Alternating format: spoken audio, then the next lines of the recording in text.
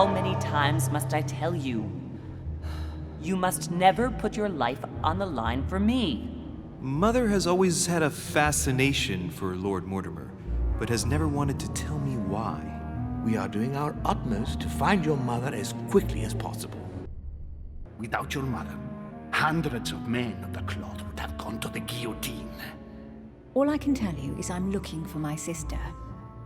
Do you believe your mother capable of torturing a child? An agreement for cannons. Lord Mortimer assured me that you are to take over the project on behalf of your mother. Johann Christoph von Wollner, Minister of Religious Affairs, and Jacques Peroux, French Revolutionary Tribunal Judge. You will find that Lord Mortimer is not what one would call conventional, Monsieur de Richet. I do apologize for being late. I was obliged to clear up some urgent business.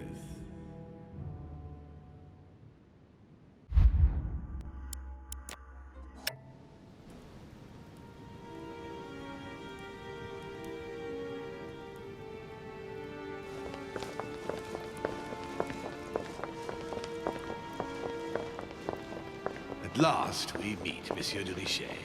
Do you mind if I call you Louis? Please do. Thank you. I made you cross the seas, and I wasn't even here to welcome you. When I asked you to join us here, it was, of course, in the hope that you would help us find your mother. However, there may be some new developments, but I don't know if they are linked to your mother. We have found Elizabeth Adams' body in her room. I'm afraid she was brutally murdered, stabbed several times.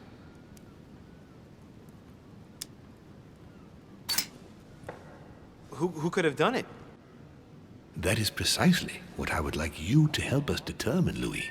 Duchess Hillsborough informed us that she accompanied you at the beginning of the evening. You apparently bumped into Miss Adams, who wanted to speak to you. We are told you turned her away, and she went away on her own. That's correct. Do you know what she wanted to see you about, by any chance? She seemed upset about something. I thought she was under the influence of alcohol, but we didn't really speak. Pity. The poor child was probably trying to find help. I thought it could wait until tomorrow. Apparently not. Louis, I shan't hide the fact that this tragedy puts me in a very delicate situation. I cannot risk upsetting the smooth operation of our next conference. But the case cannot remain unaddressed. I understand. What do you intend to do? I must reassure my guests, and justice will be done. And for that to happen, I must ask for your help. Why is that? You met Elizabeth. You spoke together, I believe. She trusted you. Listen, Louis. Find out who could have committed this murder. I refuse to believe that one of my guests is the murderer. I want to know who is responsible for this. And I trust you. You have my backing. You must stop at nothing. Can I count on you? Of course. How would you like me to proceed? Maybe you could start by going to the scene of the crime. Elizabeth was attacked in her room.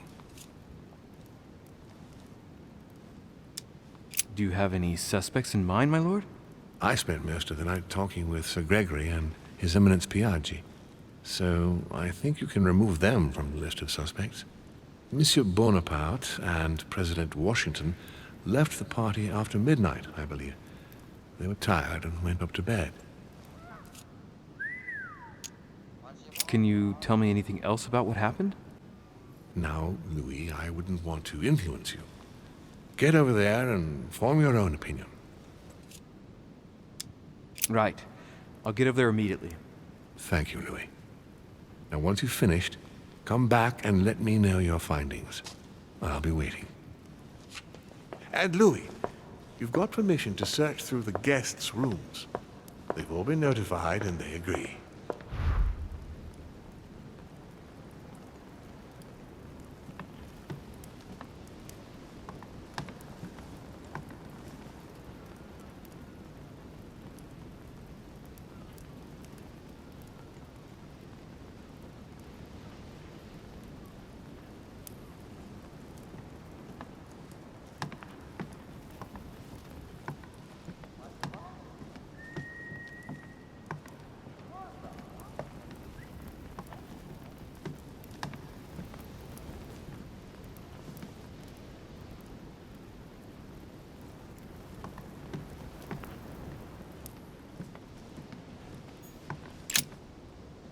Which four-letter word could open this chest?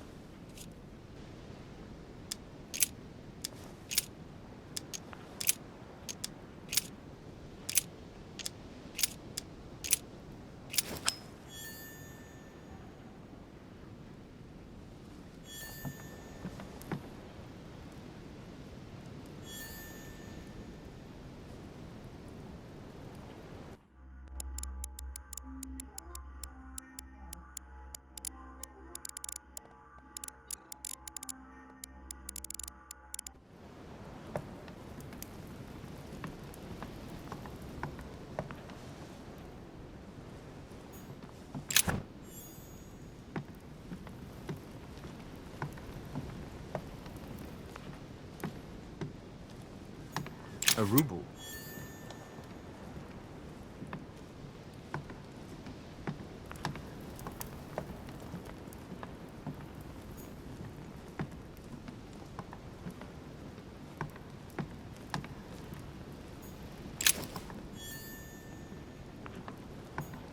Dante's Purgatory. Why does your mind presume to flight when you're still like the imperfect grub, the worm before it's attained its final form? Charming.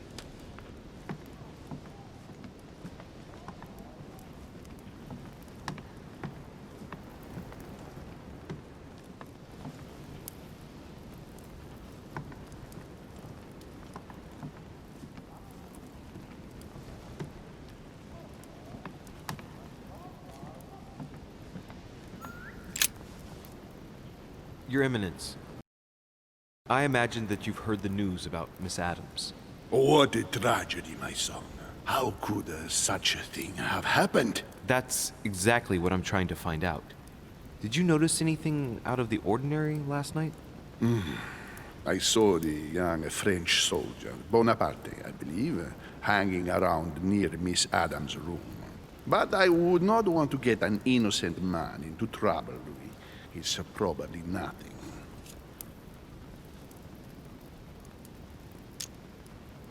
Not to worry, Your Eminence. If he is innocent, then he has nothing to fear. Do you know why Monsieur Bonaparte was hanging around her room like that? Well, I wouldn't be surprised to learn that the dashing young soldier had become infatuated with a fragile young woman who looked a bit lost. But I don't think he got a very warm welcome. Bonaparte and Adams? But they didn't even know each other, did they? I couldn't say, Louis. But if I were you, my son, I would talk to Monsieur Perrault. You remember how violently he set upon Miss Adams. Oh, don't worry. He's on the list of suspects.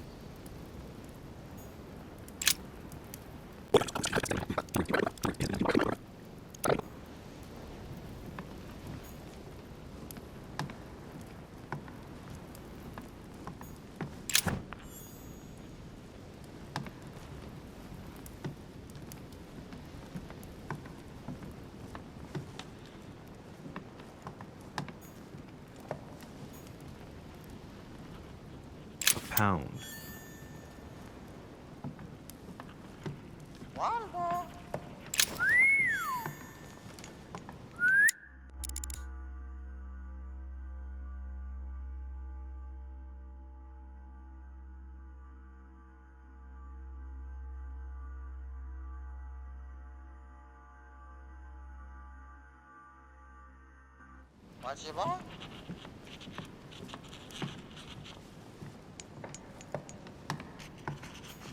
The nightmare painted by Fuseli in 1781.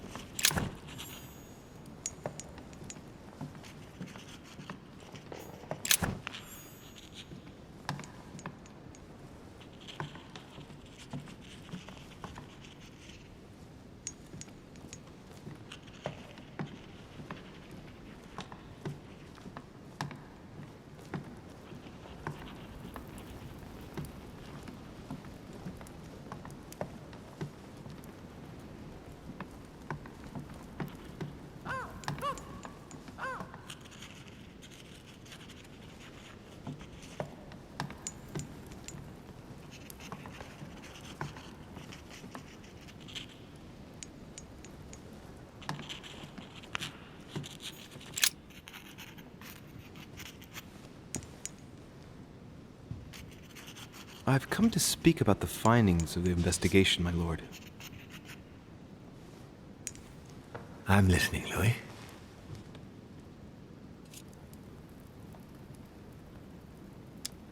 Will you remind me of the facts we already know about? Elizabeth Adams was killed last night, but Piaggi was with Holm and I until late at night. As for Bonaparte and Washington, they left us after midnight, both tired. I believe I've identified the murderer. Really, Louis? All right then. Please think carefully before you give me your answer. This is a very, very serious accusation. I'm going to need a bit more time to review my findings about the crime. I do understand. All the more so as it's crucial not to make any mistakes when it comes to naming the culprit.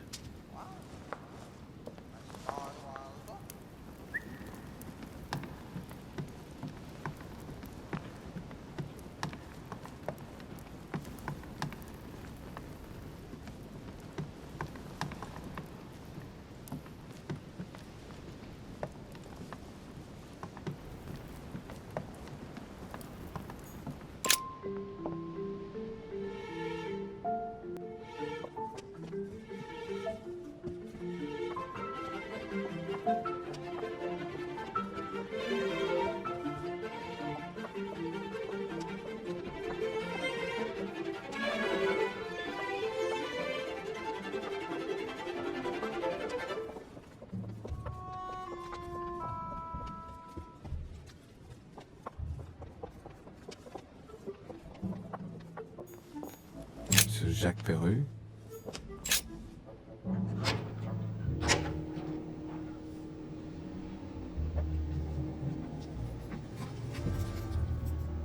What do you want from me, de Richet?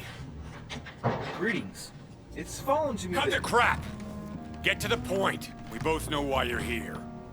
And have you got anything to tell me? What does it matter?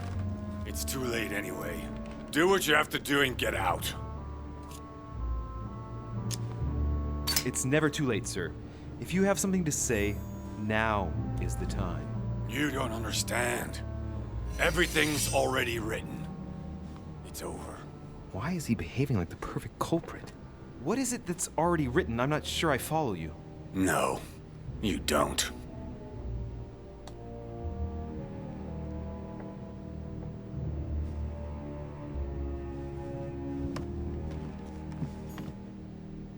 The Massacre of the Innocents by Rubens.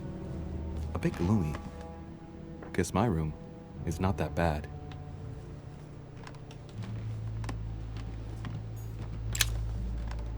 Great, honey.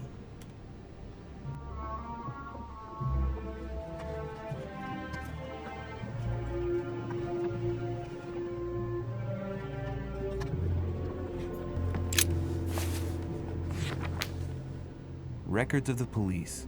Notes intended for the police lieutenant of Paris. It's a list of people under surveillance in Paris, and there's some well-known names on it. This is valuable information. This shouldn't be lying around.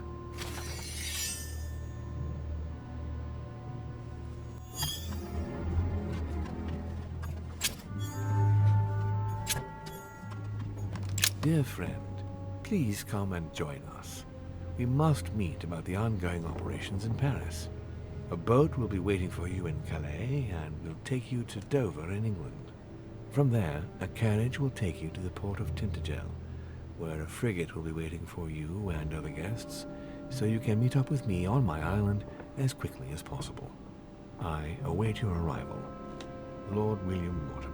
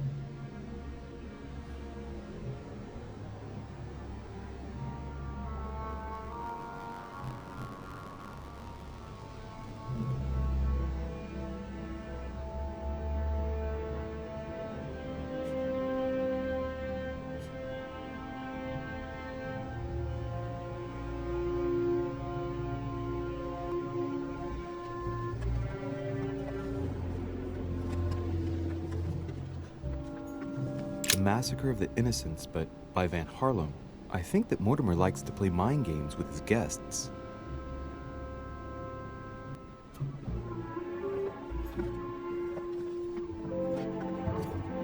A pattern with 4 circles.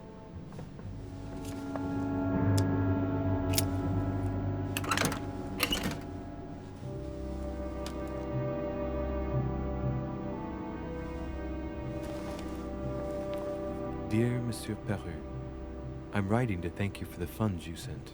These funds will be crucial for the renovation of the western wing of the orphanage. The children you sent are doing marvelously well, and little Pierre will soon be walking. Some of them still sometimes suffer nightmares about their parents on the scaffold, but I expect they will cease in due course. Should you decide to send us more, please note that another 20 beds will soon be ready. The children and myself will never thank you enough. Long live the Republic. Long live France. Sister Marielle. I have no space left. I'll retrieve it later. I have no space left. I'll retrieve it later.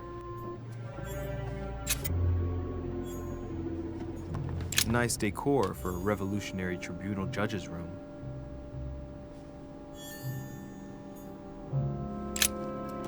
All right. Have you finished? Not quite. I'd like you to answer a few questions.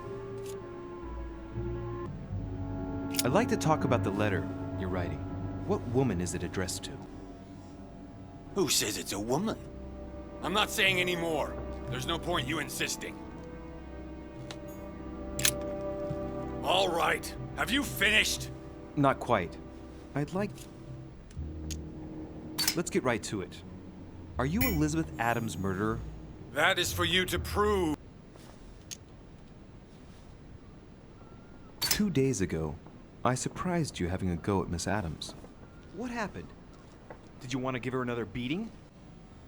She wouldn't let you push her around again, huh? Shut up, you little shit! You have no idea what happened, and here you are, carping away. You think you're Investigator of the Year. Have you taken a look at yourself, de Richet? Didn't you get enough beating her black and blue the last time? I did not! Why? Nothing. Get away from me. Just as soon as you stop treating me like I'm an idiot. If you wanted people to think you were guilty, you couldn't have done any better. So cut the bullshit and come clean now. I can't! He'll come for revenge. Who? No one! Just shut your trap, goddammit! Yes, I was there. Yes, I walked in her blood. You've got all you need to wrap it up. Now scram!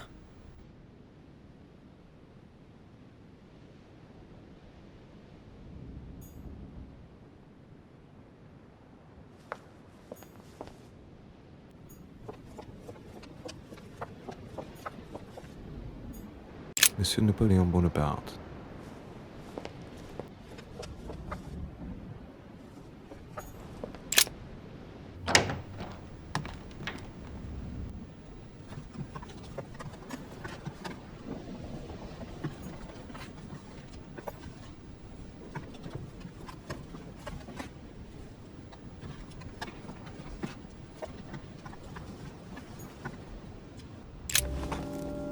Monsieur de Richet, please be quick. We are both very busy.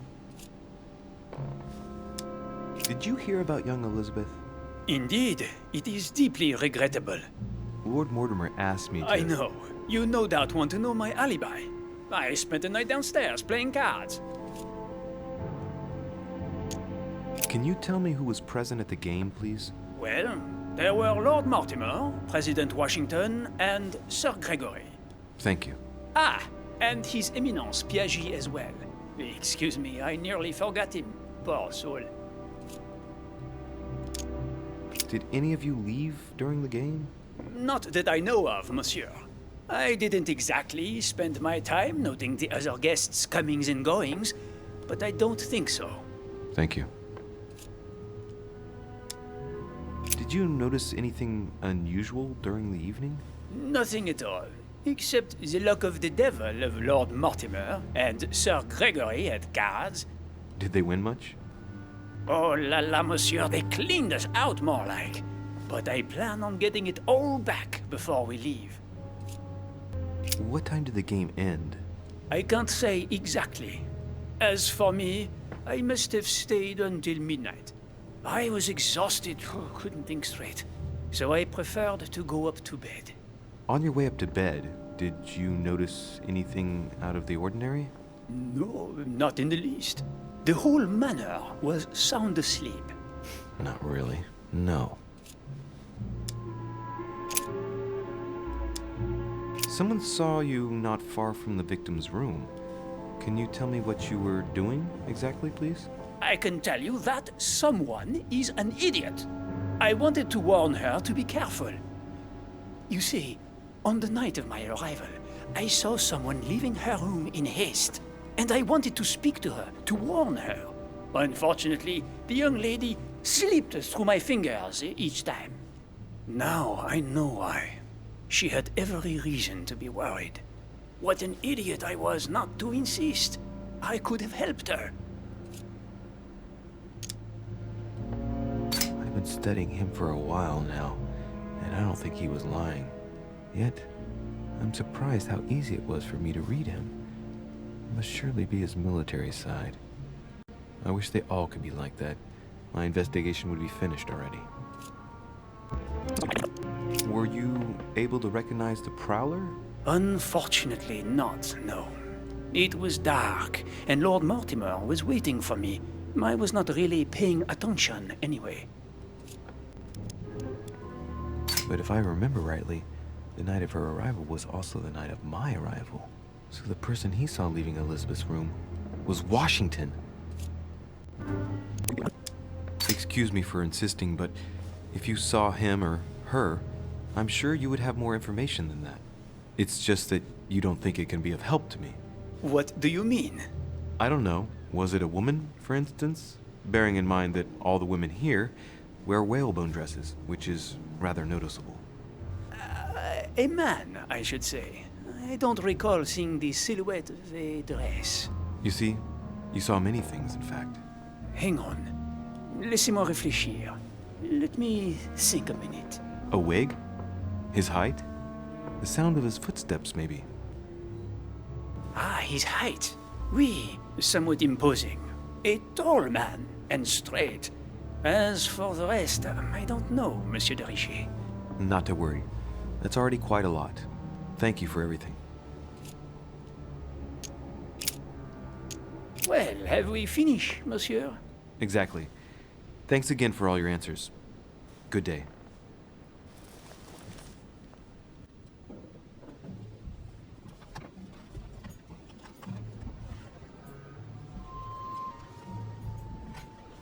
It's a beautiful weapon.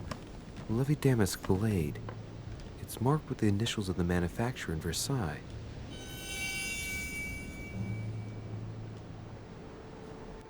My dear son, I'm writing to implore you to act quickly. The situation is rapidly worsening here.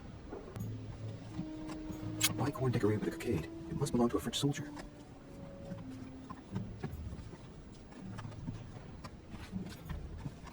The Battle of Alexander Issus, or Alexander the Great triumph over King Darius. Yet another one with delusions of grandeur.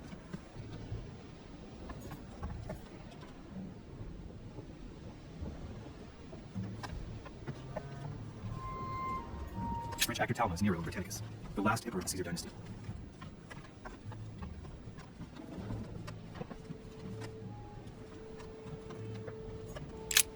There's just one holster in Bonaparte's gear, and the pistol is missing. On the other hand, his cleaning equipment is in mint condition. That's typical of the soldier in him. My dear Napoleon, as previously agreed, I would like to... Vercingetorix throws down his arms at the feet of Julius Caesar by Royer, two great army chiefs.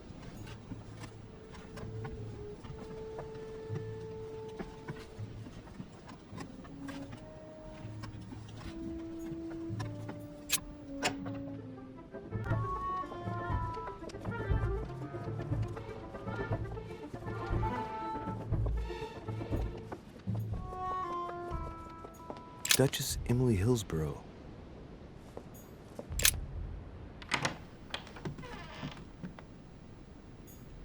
Tending children at the orphanage in Harlem. find it a little hard to understand this painting choice. King George III in coronation robes. Nice touch for the room of an English duchess.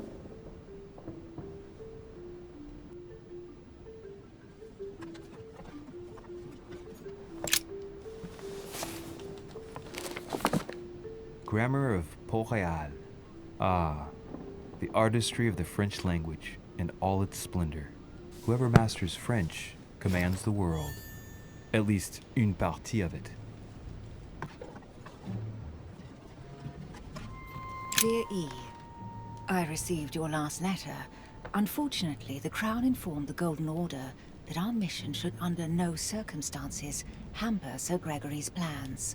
Decidedly, they have support from the highest level in Buckingham Palace. So here we both are, hands and feet tied, and little room to maneuver. Keep me abreast of events. Our mission is becoming more complicated.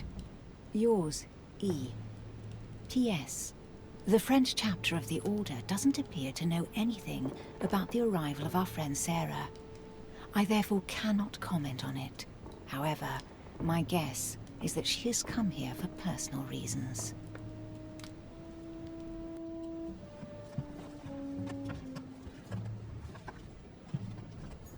Amber.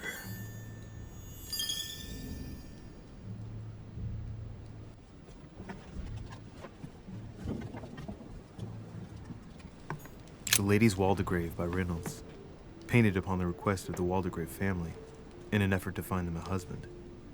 Displayed like meat. It's disgusting.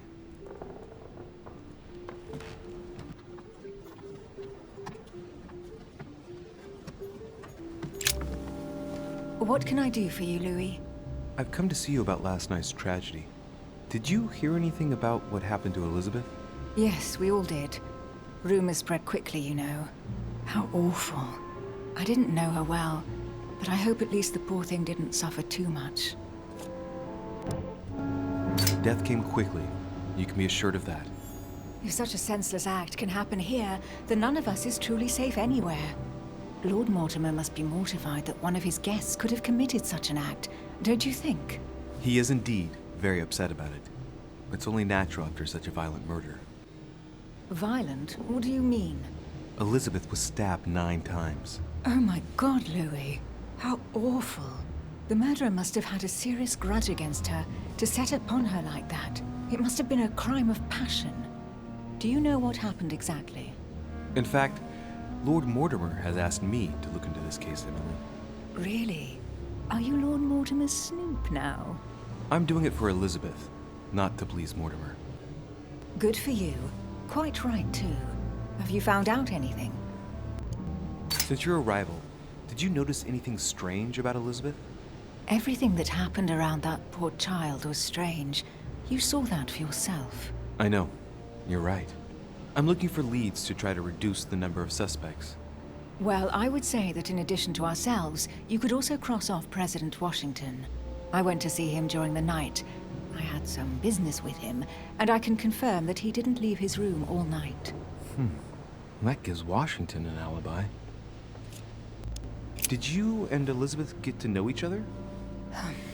I must admit, Louis, I didn't take much interest in her. I feel a bit guilty about it, but I never actually spoke to her. She seemed burdened by her problems, and as she wasn't invited to the conference, I didn't really seek her out. I won't keep you, Emily. Thank you for answering my questions. See you, Louis.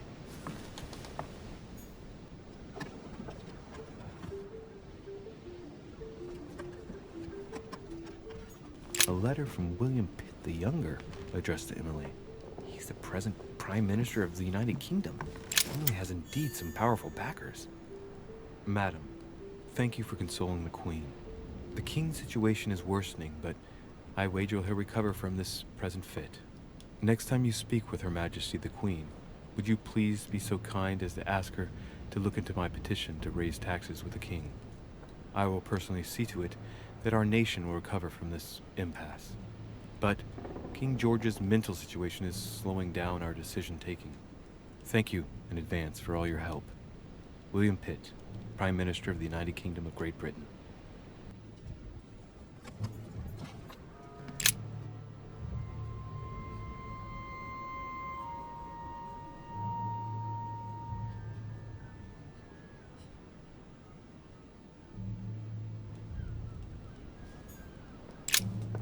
Two coils circle the lock.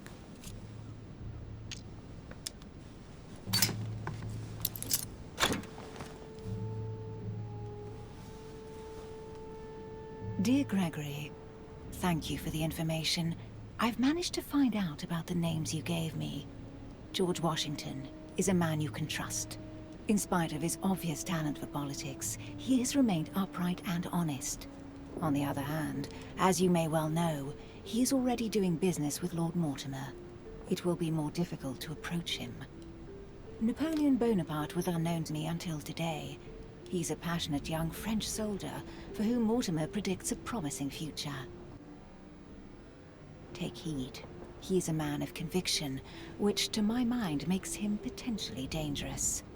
As for Sarah de Richet, what more is there to say? You already know each other. She was apparently invited by Lord Mortimer about an ongoing matter in Paris that concerns a receiver in stolen art. See you soon. Duchess Emily Hillsborough.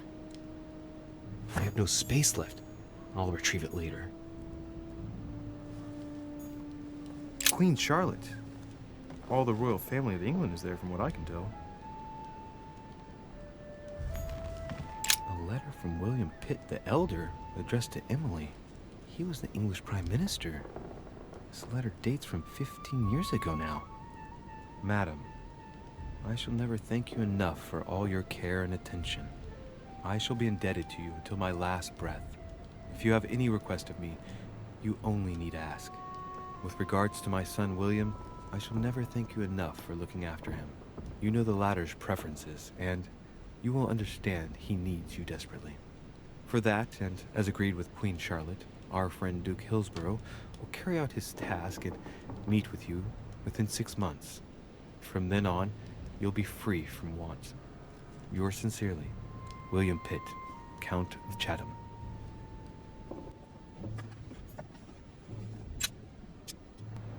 A devil's thorn, to be used to uncover the best disguised traits.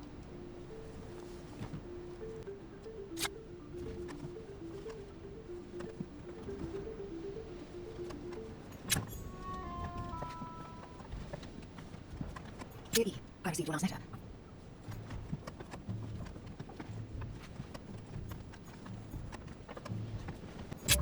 What can I do for you, Louis? I hear you were in discussions with the Holy See. Oh, either His Eminence can't keep his tongue from wagging, or you've been poking your nose where you shouldn't, sir. Even so, Emily, you're raising a royalist army. That's no small matter. And you are straying from the subject. Is there anything else you wanted to ask me? I hear you were in discussions with the Holy See. Oh, Even and you? I won't keep you, Emily. Thank you for answering my questions. See you, Louis.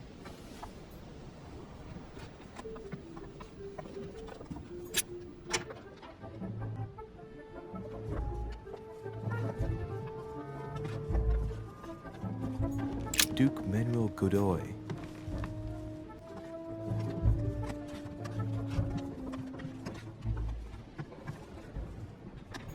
Huh, that's me. Monseigneur His Eminence Cardinal Piaggi.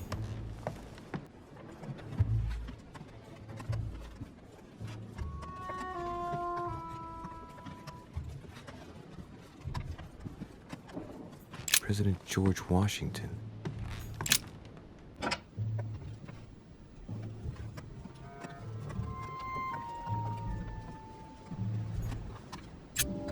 Greetings, Louis. Mr. President, you can guess why I'm here. Of course. Lord Mortimer has sent me to ask you a few questions about last night. It's... How am I going to tell Elizabeth's father that she's dead? I know, Mr. President. I shall endeavor to find out the truth about this tragedy. I must ask you to help me, though. Please. Find the degenerate pig who did this, Louis. Are you all right, Mr. President? Are you feeling all right? Oh, don't worry. It's this rotten toothache. What do you expect? I'm no spring chicken now. I'm talking to all the guests to find out who has an alibi and, well, who doesn't, Mr. President. Can you tell me what you were doing last night so that I can strike your name off the list? I spent the night right here, reading. All night? Exactly. Emily stopped by in the middle of the night. You can ask her. She wanted to talk about some business we have in common. Anything whatsoever to do with Elizabeth? Not at all, Louis. A business matter. Tell me, Mr. President, had you spoken to Elizabeth since your arrival? You know her father. You thought she was dead. No, I didn't. And I believe I'll be taking my remorse with me to my grave. I wanted to, but I didn't know where to begin. You can't blame yourself. You couldn't have known that her days were numbered. Do you know if she had any enemies, Mr. President? Not that I know of. I heard about her altercation with Mr. Perry, but that case was closed if I'm not mistaken. But if in doubt, I wouldn't leave any door unopened. And I'd go and question your fellow countrymen. Don't worry. Countryman or not, I'm not letting anybody slip through the cracks. Do you know why she came to the island? To get help, if I'm not mistaken. Isn't that right? Indeed. Sir Gregory suggested to her father that he introduce her to Lord Mortimer to see if he could help her. It would appear that she wasn't invited to the conference. That doesn't surprise me. The poor girl was in no way concerned by our business, and she had no political clout. So, I don't understand why Sir Gregory invited her during the conference of his good friend Lord Mortimer. He must have realized that he wouldn't have much time to grant her. Preparing a conference does not seem an easy task. On the evening of our arrival, Lord Mortimer didn't even welcome us, what with his being so busy and all. Yes, you're right, Louis. I didn't think of that. It is indeed rather surprising. The easiest thing to do is simply ask him, you know. Of course. I shan't keep you any longer, Mr. President. Feel free, Louis. If there's anything I can do, just ask. Thank you, Mr. President.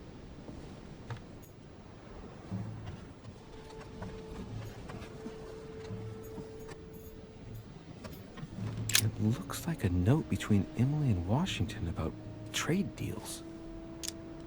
The English and the Americans are preparing a peace treaty. It would appear that Emily is in secret discussion with Washington about reopening trade between the United States and England. If such an arrangement came into being, France would suffer dearly.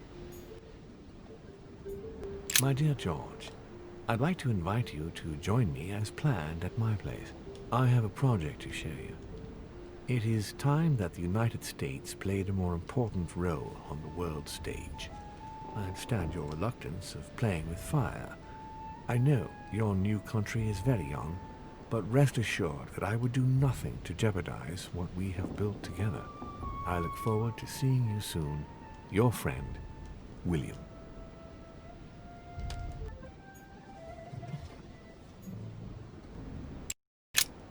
A map of Connecticut.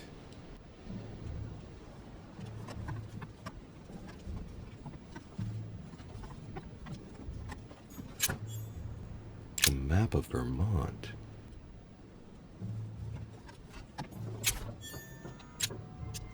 Devil's Thorn. I'll keep it.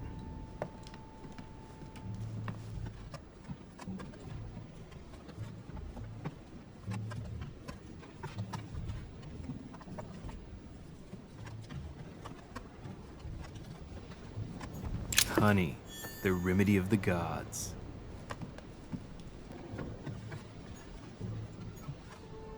Portrait of George Washington.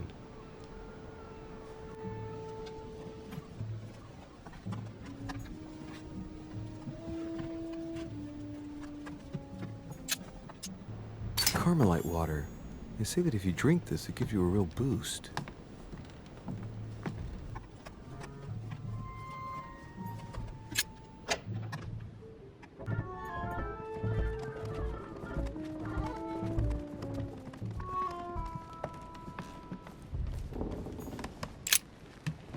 Good day, Monsieur de Richet. Mr. Volner, are you looking for anything in particular? Next to Elizabeth's room? No, nothing special. I'd have thought this is not really the shortest way to get to your suite. Yes, I wasn't really looking where I was going. I shall leave you now, sir. I will return to my room.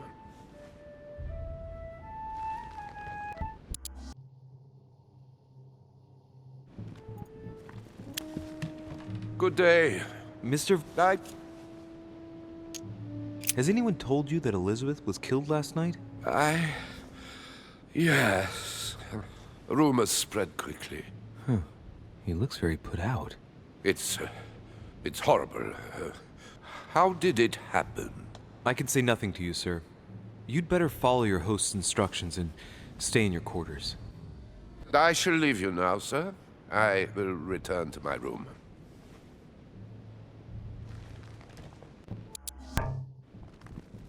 Good day, Monsieur de Richet. Mr. Volner, are you looking for...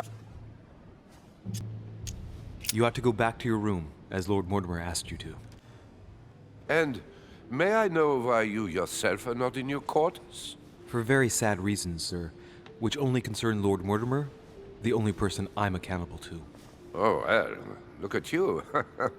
The new right-hand man. I see. I shall leave you now, sir. I will return to my room.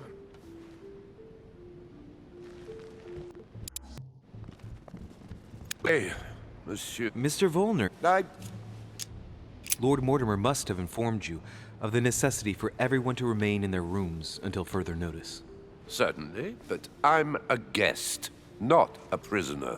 I was looking for a servant, since we don't all, unfortunately, have one at our disposal. Yeah, right. I shall leave you now, sir. I will return to my room.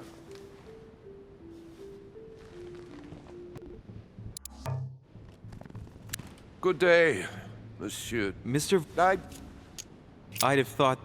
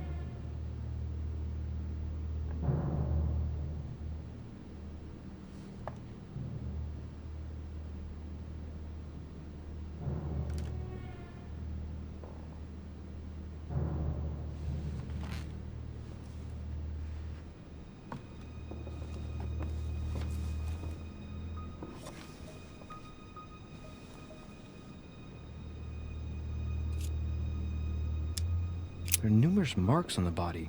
She must have fought like a lion. It couldn't have happened without a lot of noise. There are also a number of old scars.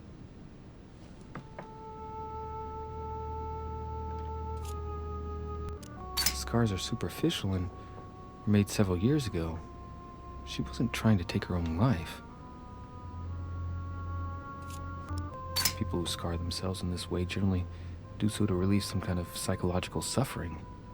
By trying to master the pain, they establish their self-control.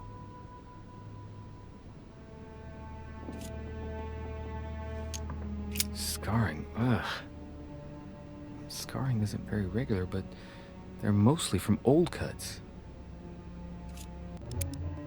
She had the Sigillum de Ameth tattooed on her, the symbol of the living God, written in the language of angels, according to believers.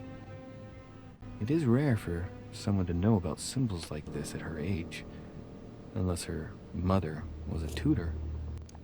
Symbol of the Masons? What's that doing here? Ancient Greek. Let's see what it means. These are sacred chants intended to protect their bearer. But from whom? Or from what? I count no fewer than 9 wounds on the thorax, with a lot of blood. On first sight, I'd say that's what caused her death. The wounds are clean and look like they've been inflicted by a sharp object. Some of the lacerations have damaged vital organs, the heart, the right lung, which is perforated. Most of them weren't given with much force. She might even have survived. But the stab in the heart, though not all that deep, sealed her fate.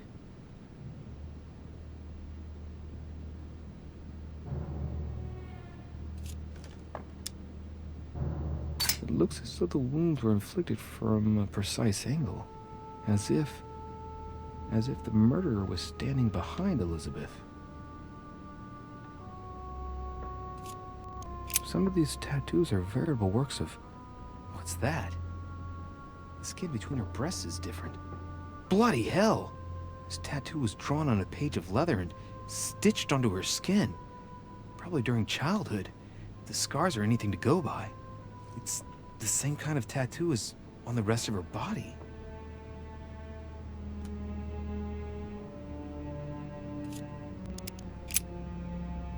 I see no sign of bruising on the skull. The only clue is a scar from a previous craniectomy. Poor Elizabeth, she must have been very young when she went through all that. That's torture. She also has old scars around the neck, maybe mutilations.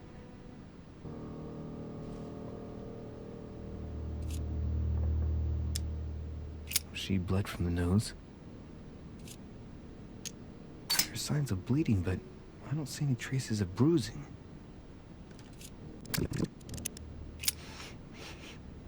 What a strange smell. Laudanum. Certain courtiers use it to get drunk. If taken in large quantities, it can provoke fits of madness.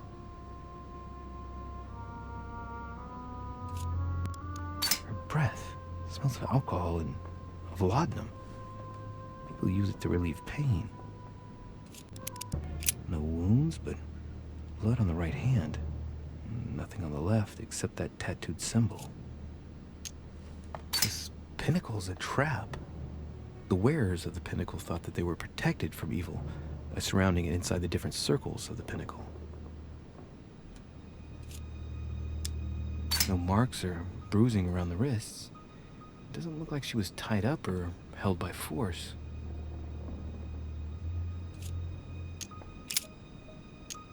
Blood, but no trace of blows on the legs. More tattoos, similar to those on the rest of her body. The direction of the blood streaks caused by the wounds to the thorax show that she was standing when she lost blood. This proves that she was standing when she was assassinated, possibly held by someone or something.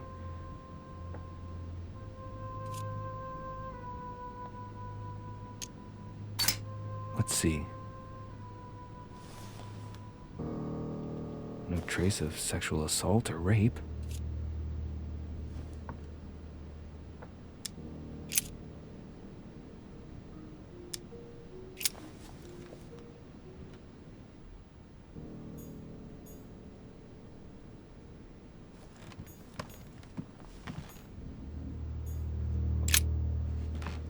Poor girl bled to death.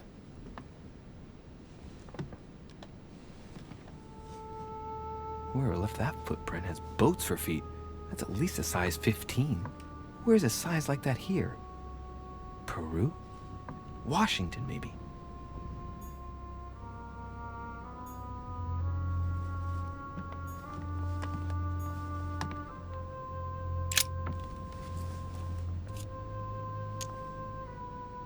The blade is short and thin. Well sharpened, apparently. It's covered in blood. Still fresh. The lower part of the handle is unsullied by blood.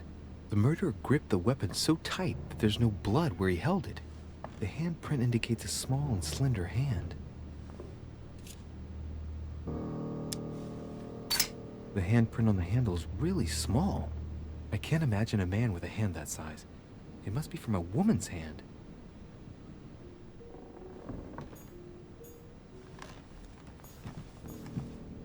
Knocked over bottle of wine.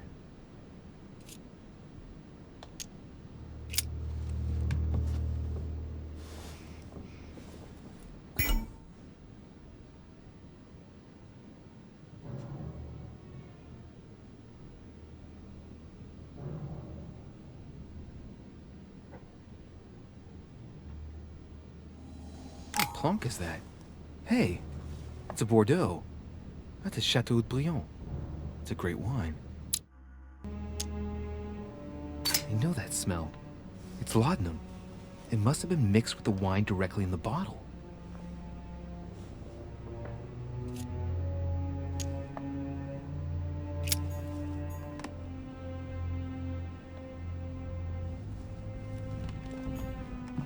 Blood spatter indicates that the murderer must have held Elizabeth upright during the attack. Even if Elizabeth wasn't very big, I doubt she wouldn't have put up a struggle. It takes tremendous strength to overpower someone like that.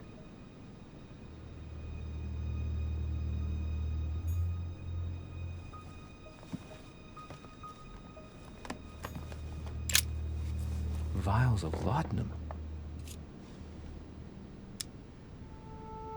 The label shows that this laudanum comes straight from America. I wonder if Washington's involved. Large quantities could knock out a bull. Could Elizabeth have been drugged? If the body wounds are anything to go by, then clearly not. She put up a fierce fight.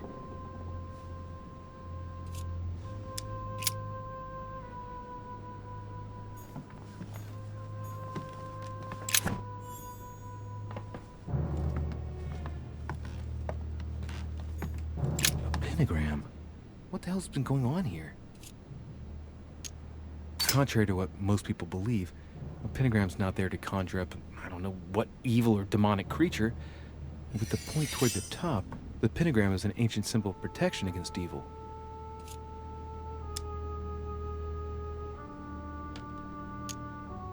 Many esoteric rituals are based on this shape. Could Elizabeth have been sacrificed during an occult ritual? I wonder if Elizabeth's death has anything at all to do with this pentagram. If a ritual went wrong and degenerated, Elizabeth would probably have been killed in the center of the pentagram, not 3 meters from here. That's strange.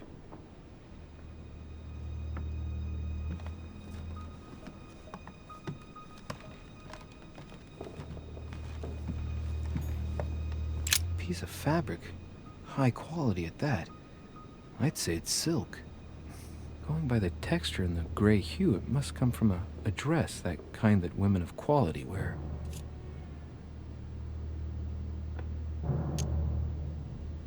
It's a travel dress. The silk has been lightly waxed to protect it from bad weather. And I know the very woman who came up with the idea, given all the traveling she does. My mother. God help us. Why did she come here in the first place? The material appears to have undergone abnormal wear and tear. She must have been scouring the countryside, and that doesn't look good. Piece of fabric. Color doesn't correspond to Emily's black outfits, and Elizabeth doesn't have anything quite like this in her wardrobe. Let's take a closer look. It's a little dirty. It must come from the bottom of the dress where it touches the ground. I recognize that moire pattern. It's the same as the travel dress my mother was wearing when she left. But why the hell did she come into this room?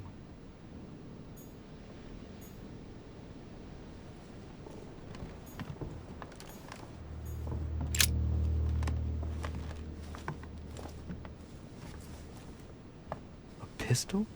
Fairly new, I'd say. And judging by the weight of it, fairly light.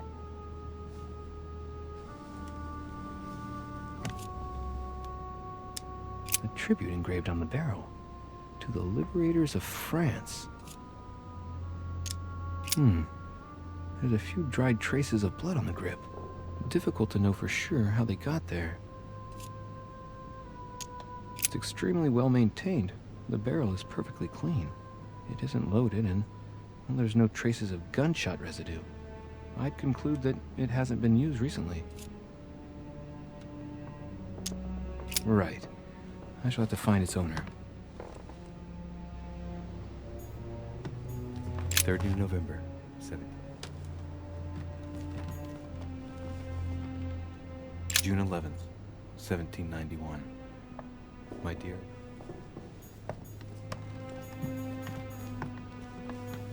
August 24th, 1792.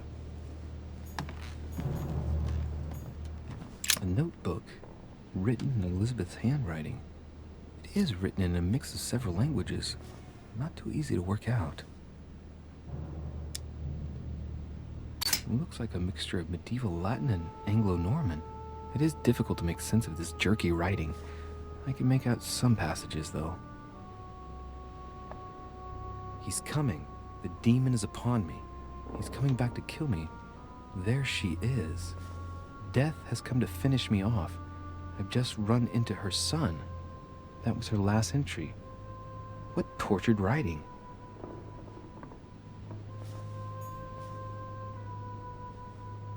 A novel of the initiation of a young woman into polite society. A notebook, written in Elizabeth's hand. It is written in a mix of several languages. It's medieval Latin. Well, enough to translate a bit. He's coming. The demon is upon me. He's coming back to kill me. There she is. Death has come to finish me off. I've just run into her son. That was her last entry. What tortured writing.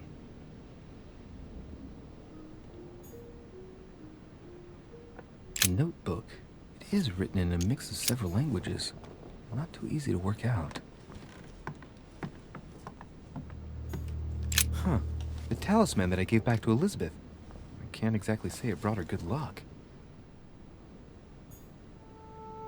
Huh. The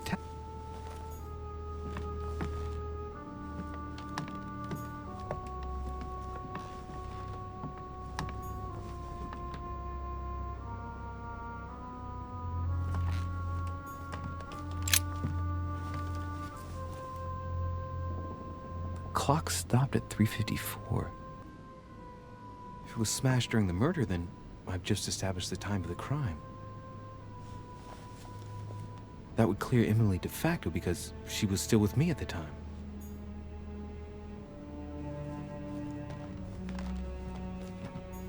My dear Elizabeth, I'm writing. Has Sir finished with this room? Do you know who could have made such a mess of this room? Miss Adams, sir. We were given orders to leave the room as it was, so as not to rush her. Did she have a fight with someone to get the room into this state? Not that I know of, sir. Miss Adams would sometimes throw a tantrum, during which she would destroy anything that came to hand. Lord Mortimer told us not to enter the room. Thanks for that information. You are welcome, sir. Has Sir finished with this room? I know enough now. Thank you. Very well, sir. Sir may return whenever need be. I shall guard the door.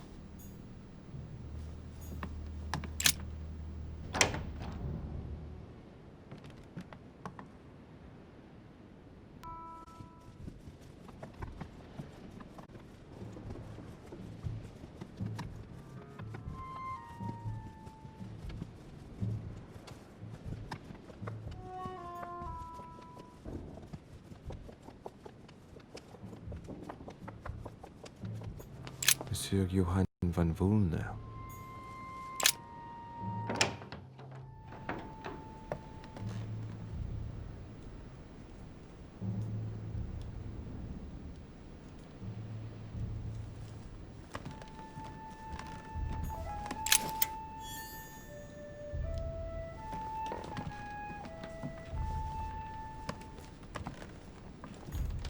The signs of obscurantism.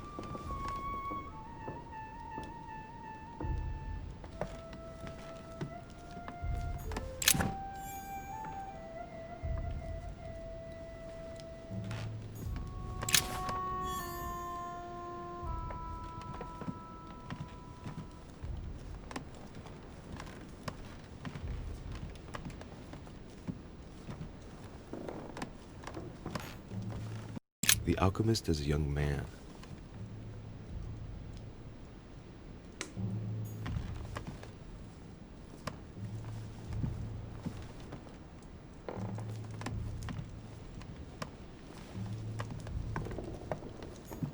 A chest locked with a 4-letter code. Surely a word close to the owner's heart. If I'm not mistaken, Paracelsus named the element called zinc.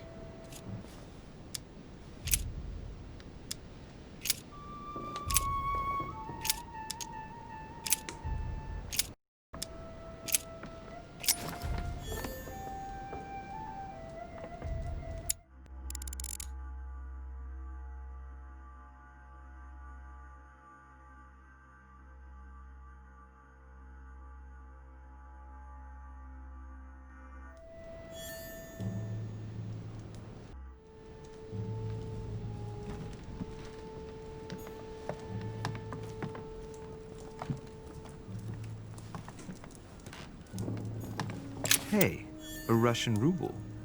I wonder what it'd be worth today.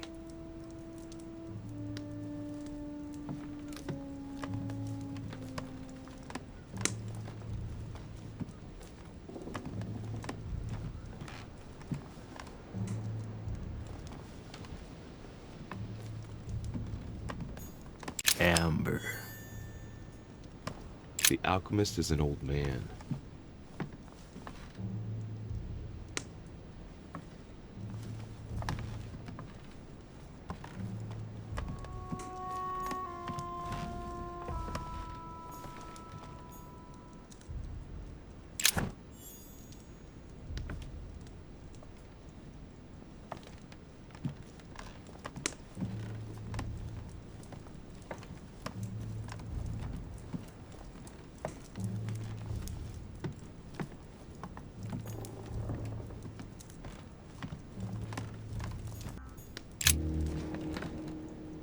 What can I do for you, de Richet?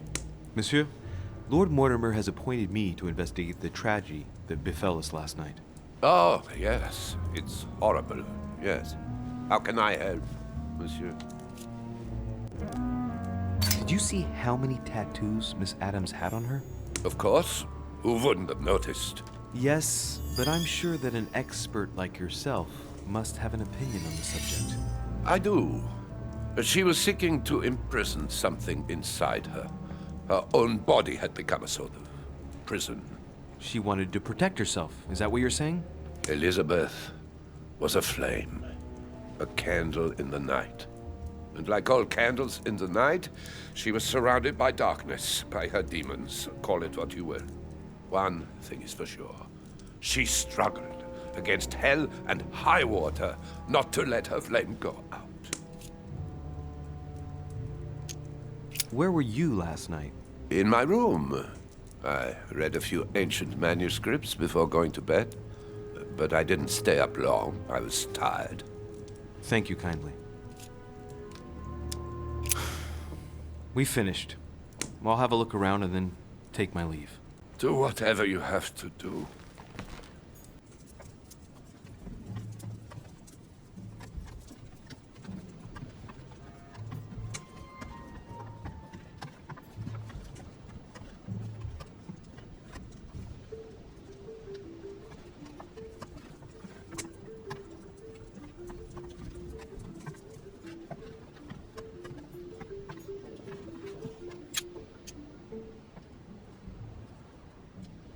Golden elixir.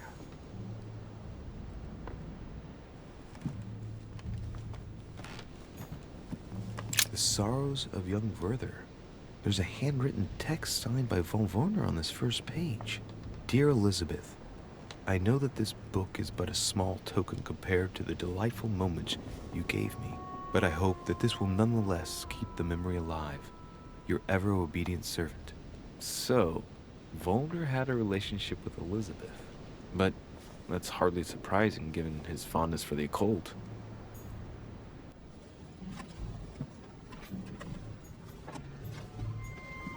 A table of alchemical symbols.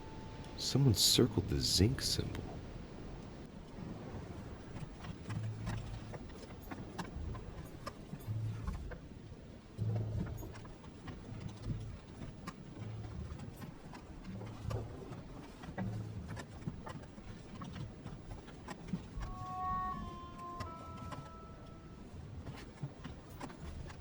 the signs of the zodiac. Carmelite water. They say that if you drink this, it gives you a real boost.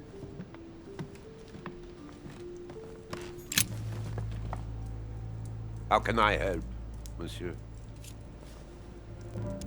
Excuse me for asking, but did you know Miss Adams? Oh, she... not really, to tell the truth. No. I found the Werther dedication, signed by your hand, monsieur. Would you like to change your version now?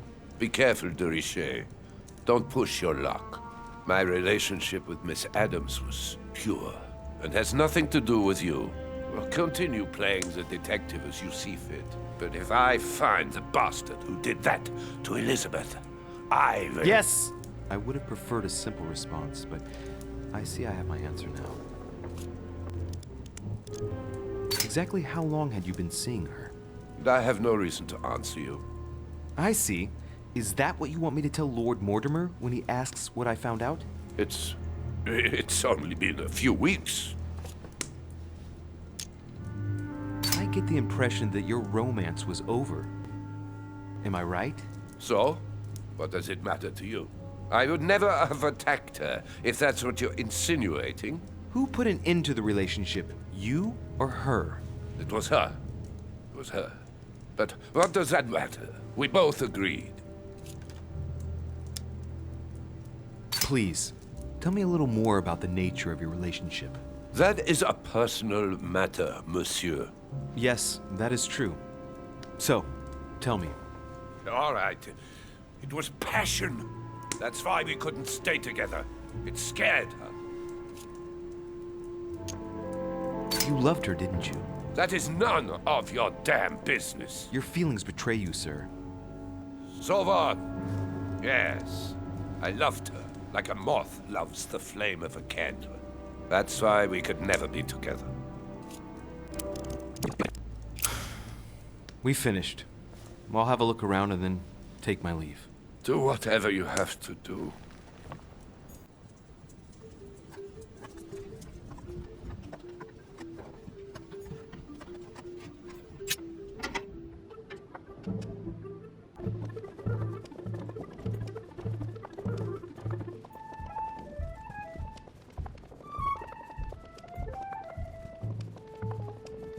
Sir Jacques Perru?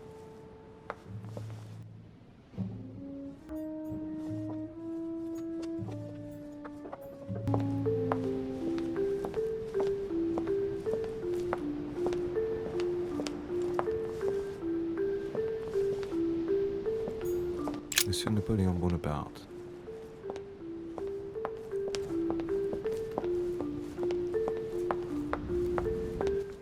Duchess Emily Hillsborough. Duke Manuel Godoy.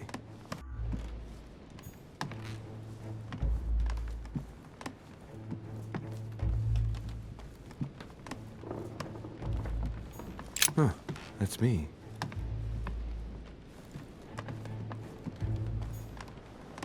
Monseigneur His Eminence Cardinal Piaggi.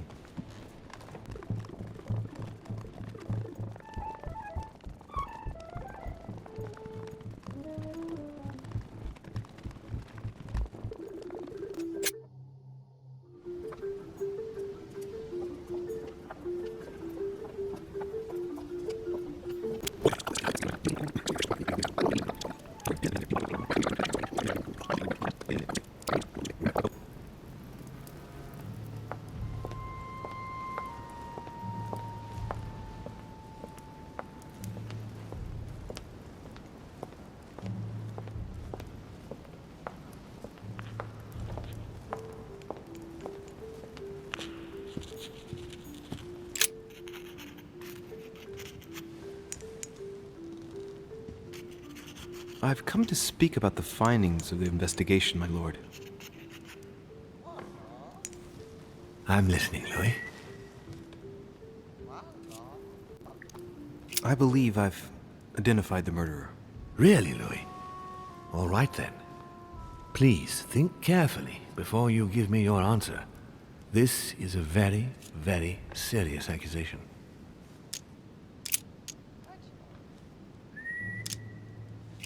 From what I've found out, I believe that my mother is the culprit. Even though I find it hard to accept. Sarah? But why her? I found a piece of fabric that appears to have belonged to her and proves she was present at the scene of the crime. Interesting. Anything else? I found out that there was a long history between Elizabeth and my mother. She had been her personal doctor and had tortured her throughout her childhood. And so she could have tried to silence Elizabeth so the truth wouldn't get out and damage her reputation. Well, it's possible. Have you anything else? Elizabeth thought that Mother was going to kill her. Difficult to believe in a simple coincidence in light of recent events. Indeed, it's uncanny. Anything else? The print left on the knife near the body was left by a slender hand, without a doubt the hand of a woman. And there aren't many female guests. I see. Anything else, Louis? I think that there's more than enough evidence here. Indeed, it's very worrying. Everything seems to indicate that your mother is responsible for Elizabeth's murder. Given the distinguished guests and the political issues involved at the conference, I trust you'll leave me to conclude the case in my own way. Now that we've examined the question from all sides, maybe you could explain to me why you asked me here, my lord. Right. It's time we spoke about your mother, Louis. She isn't missing, you know. What? What do you mean? My mother has left traces in every nook and cranny of your island, my lord. She's definitely here.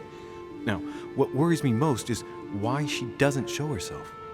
That doesn't make me feel any better, Louis. What was the official reason why my mother came to your island? I knew about your mother's activities, and yours, in the Golden Order. I thought we had everything to gain by working together. You mean the canon deal with Monsieur Bonaparte? Among others, yes.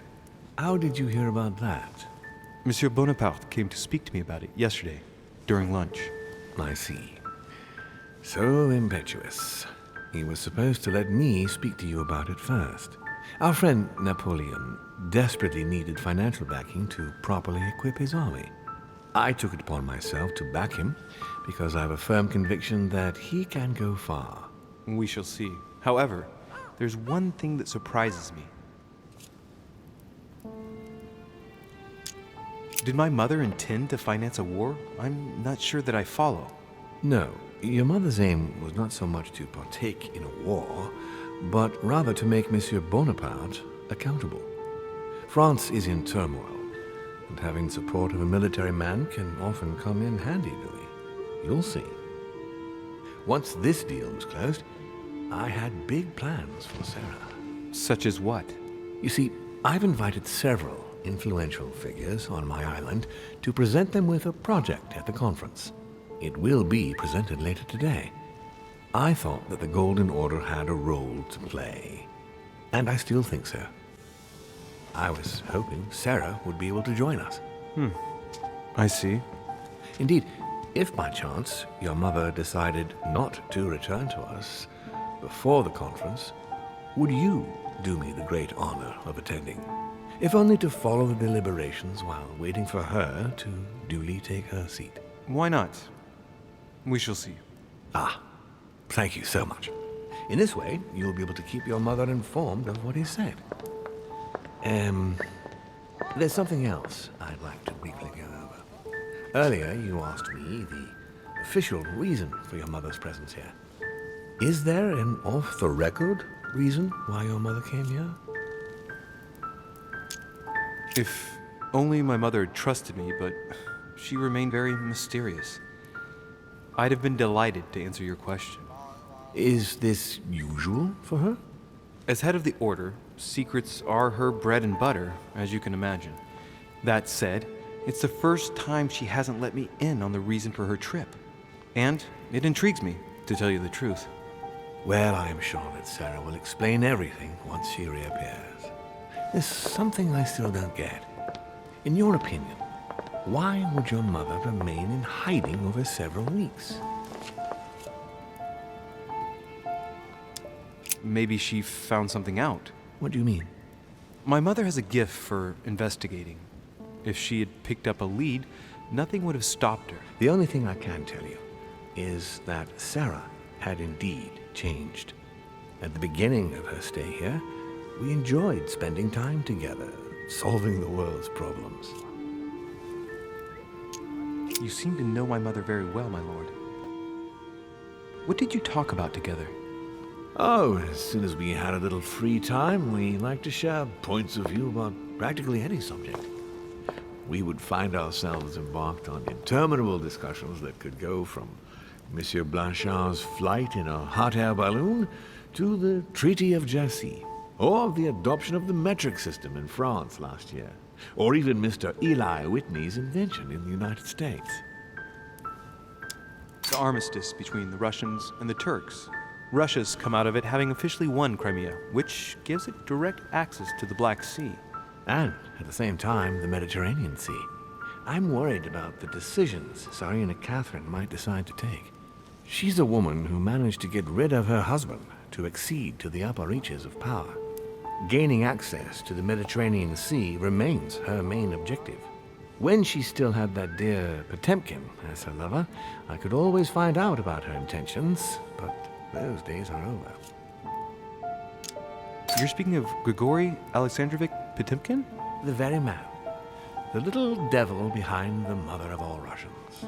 Since his death, I know absolutely nothing of what the Tsarina is up to.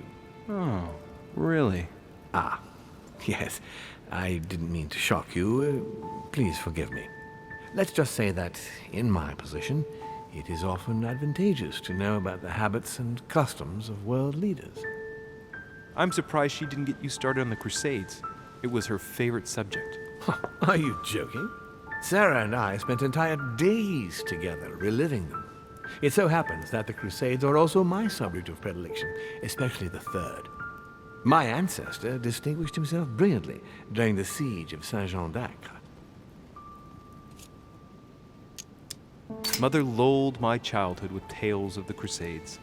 How Richard the Lionheart and Philip Augustus had to battle it out to achieve their ends. And how Guy de Lusignan, having broken his word, launched the siege of Saint-Jean d'Acre. Oh, I see Sarah's lessons have inspired new enthusiasts. Good on you, because not everyone can claim they know as much at your age. Your mother is a very well-read woman. You're quite lucky to have her as a model, Louis. Yes, I know, but I'm still very worried. I must admit, there are worse things to worry about now, Louis. What do you mean? Since she disappeared, your mother has been seen once. Her behavior on the evening of your arrival greatly surprised Gregory and myself. She resurfaced to attack Emma, Emily Hillsborough's twin sister. And she shot her with a pistol.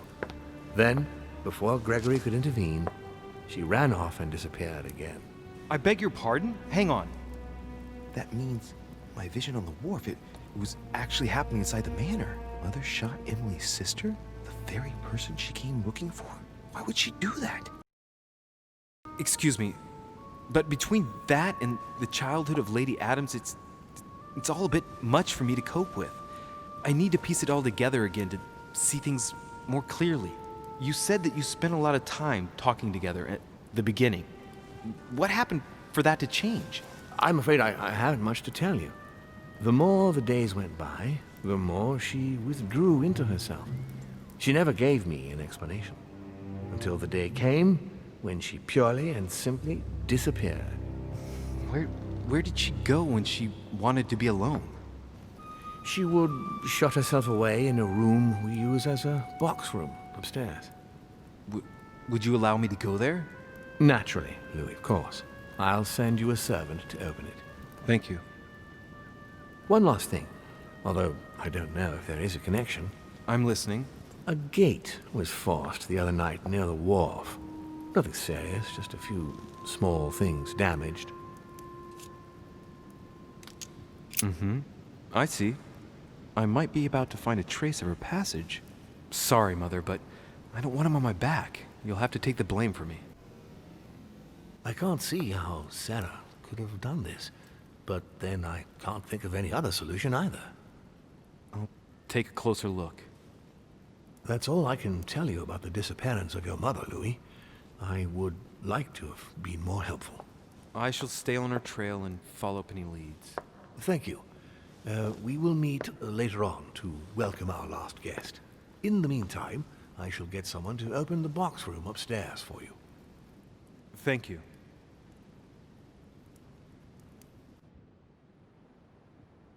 The room was just opposite Mortimer's study.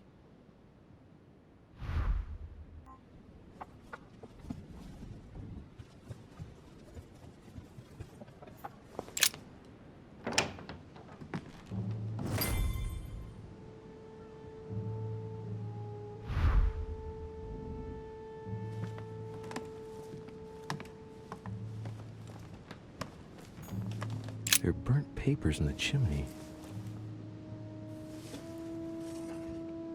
There's a legible fragment left. Hey, I recognize my mother's handwriting. She says we must find a safer way to communicate. Someone is onto us. Trust in my faith in the man with the sword. So Mother had an accomplice here. Who could it be? Who could she be suspicious of? I must find the next part. Faith, sword. I recognize her love of riddles there.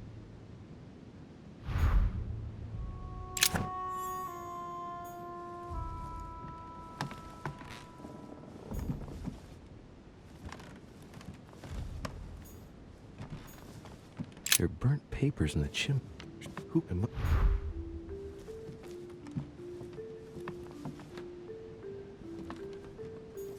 Dante's Paradise.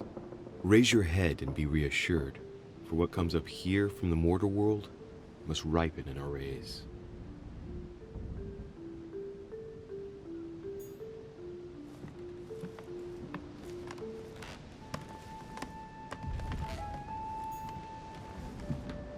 What is this disc? Oh, that reminds me of the ones my mother collects. It's magnetic.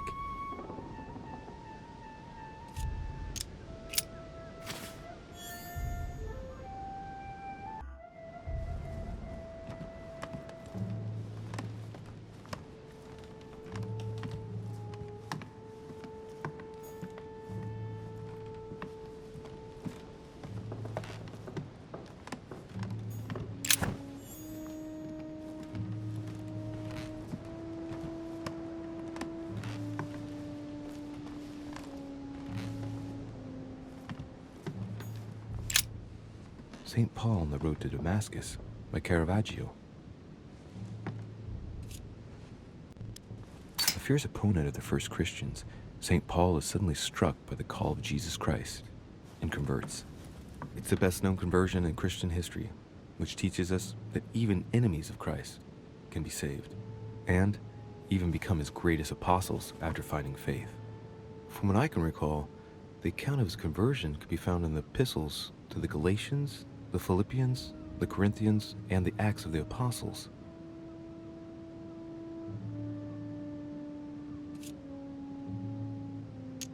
Caravaggio attained a magnificent command of black and the play of colors too. Paul facing an ordeal, the curtains of his illusions being raised, and receives the light from his Savior.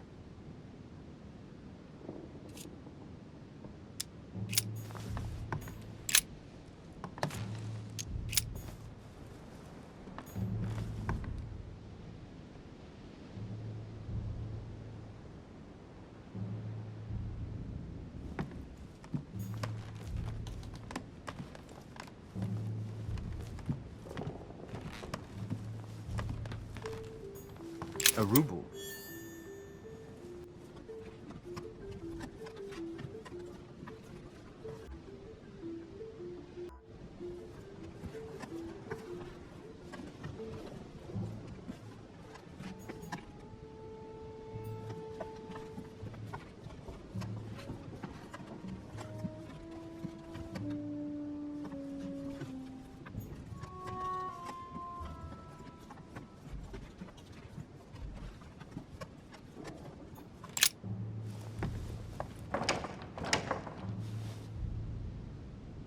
door appears to be locked on the other side.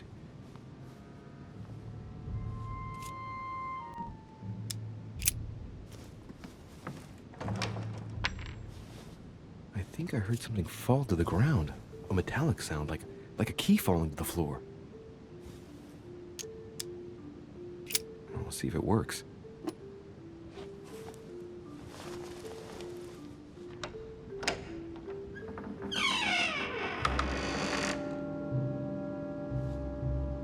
It's open.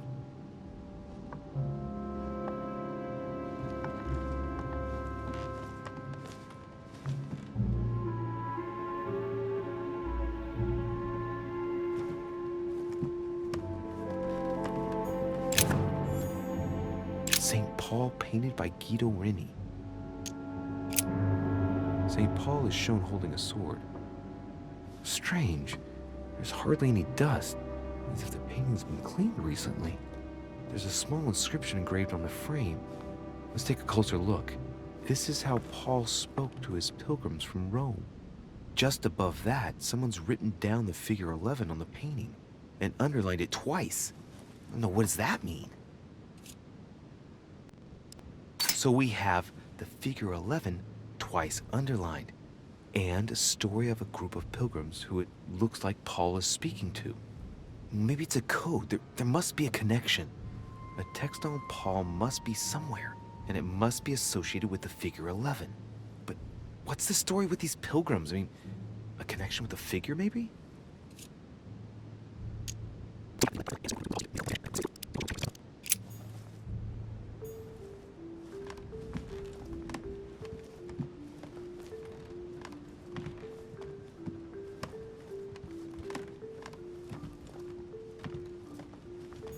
Amber crystals.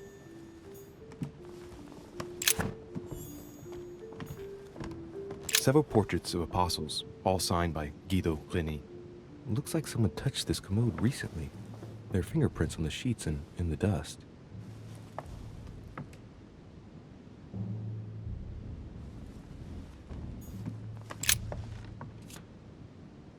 Painting of Saint Mark from the collection of the apostles by Guido Reni.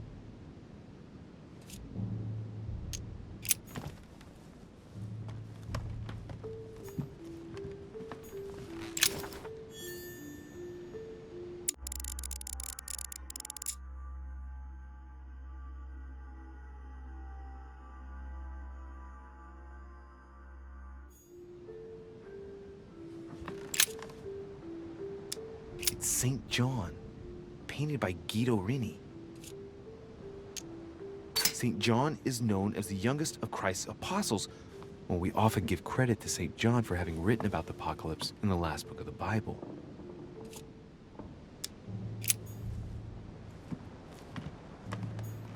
The New Testament.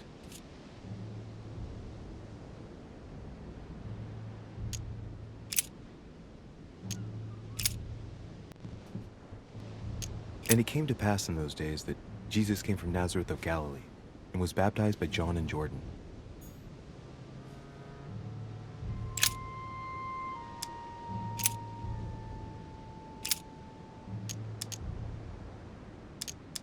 And behold, there cometh one of the rulers of the synagogue, Jairus by name. And when he saw him, he fell at his feet.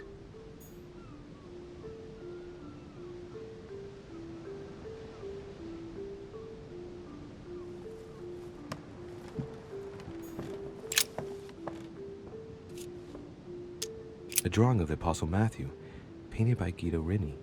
He's represented as writing the word of the Lord, transmitted by the Holy Spirit, who appears here in the guise of an angel.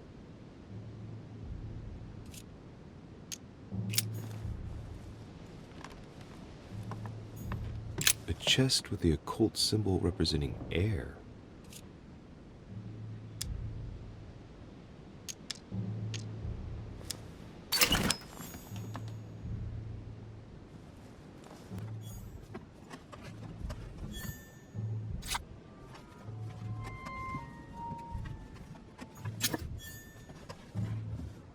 St. Paul painted by Guido Reni. Of the 4 apostles shown in this piece, Paul is the only one who isn't an evangelist. He is the 13th apostle.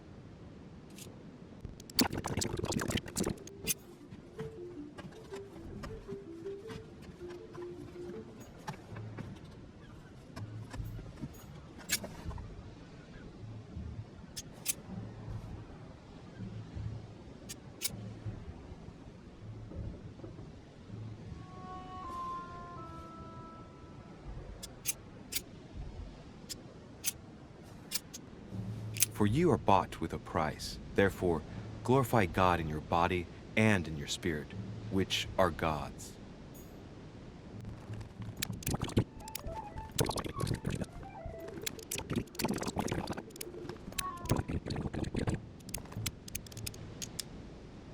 Because we look not at the things that are seen, but at the things which are not seen. For the things which are seen are temporal, but the things which are not seen are eternal.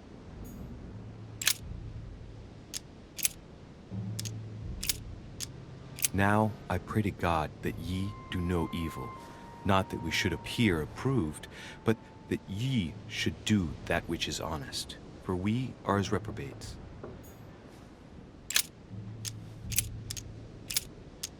For we are unto God a sweet savor of Christ, in them that are saved, and in them that perish.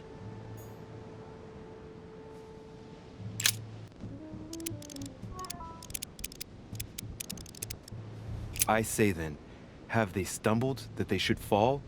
God forbid, but rather through their fall, salvation is come unto the Gentiles, for to provoke them to jealousy. Oh, wait, a note from Mother is carefully folded between the pages here. What does it say? Dear E, I'm glad you found this note. I was afraid the code of the 2 groups of pilgrims would mislead you. Pick up the package. You know where, and hide it where no one will find it. It's imperative. Awaiting your reply, hidden behind the youngest apostle. What? The youngest apostle? What does Mother mean by that?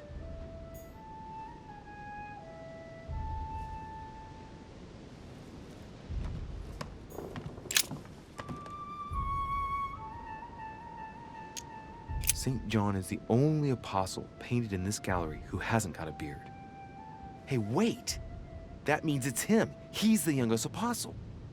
Right.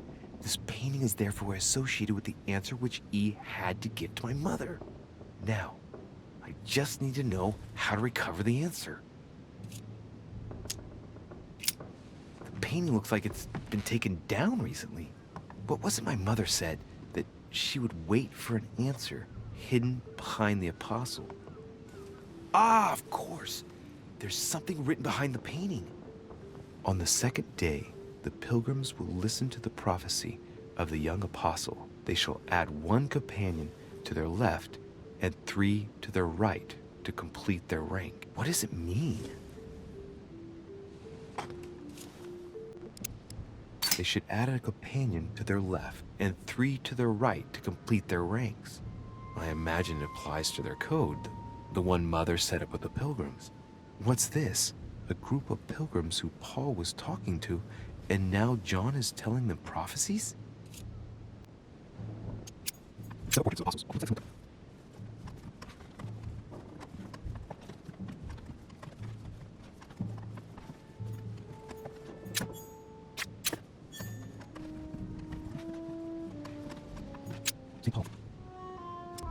St. Paul is the only saint to be presented twice in these paintings, contrary to the other apostles.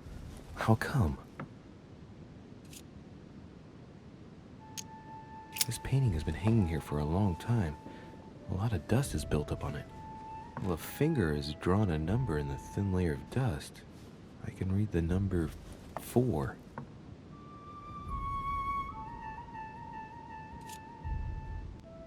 Here, you with a magnificent command black, Paul facing ordeal. St. Paul painted by Guido Rini. Strange. St. Paul is shown twice.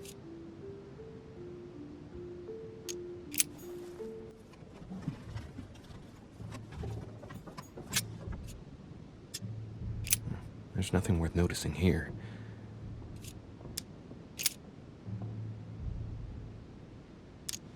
little characters are engraved on the chest of drawers under the urn. It's a sentence in Hebrew. It says, "Count in the dust." All right, let's do it.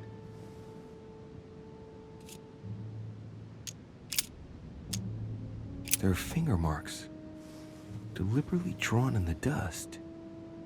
8 in all. That's what the message in Hebrew spoke about. Hebrew 8.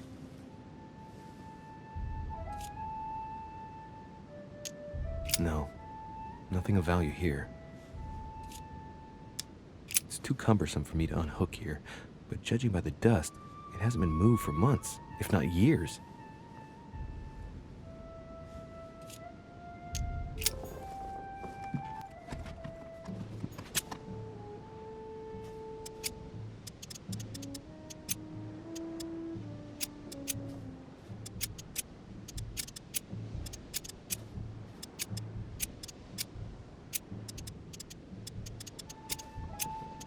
Thou hast put all things under his feet, for in that he put all in subjection under him. He left nothing that is not put under him.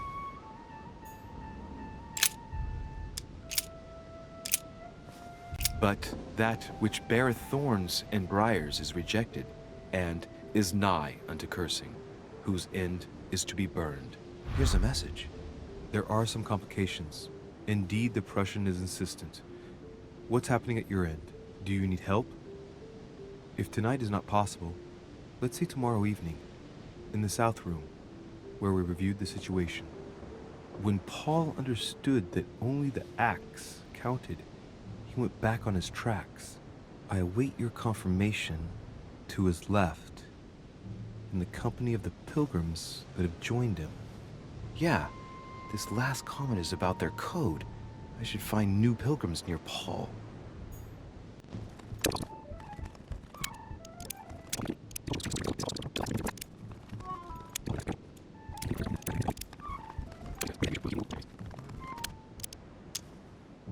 On the second day, the pilgrims listened to the prophecy of the young apostle. The prophecy of the young apostle, that was John, and the prophecy mentioned is most likely the book of Revelations according to St. John.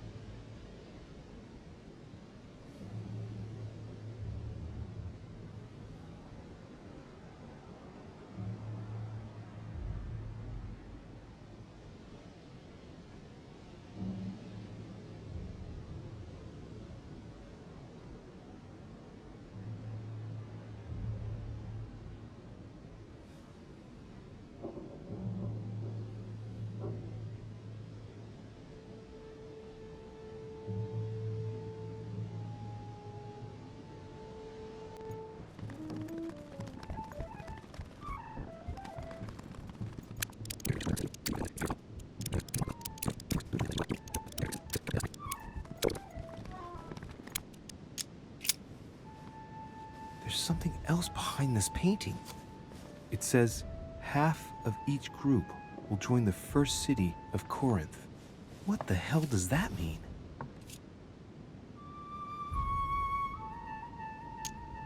It must be the group of pilgrims mentioned from before. I guess maybe the city of Corinth is a reference to the epistle from Corinthians in the Bible. Group of pilgrims, if I'm not mistaken, numbered respectively 12 and 14 in the last painting. With the simple operation suggested, that would mean that the new groups are 6 and 7.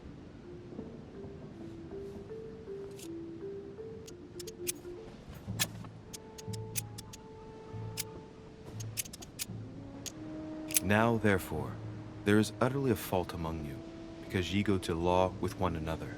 Why do ye not rather suffer injustice? Why do ye not rather suffer yourselves to be defrauded? Ah, look, here's a message. It is of paramount importance that no one finds it. Watch out for the Prussian. He's on the trail. Let's meet up. I'll leave it to you to organize the rendezvous. Not today. I'm unable to do it. In the meantime, I'll follow the first group to Mark, who will reveal the answer to them. And that first group of pilgrims, how many are there now? If I refer to the chapter I'm reading at the moment, 6.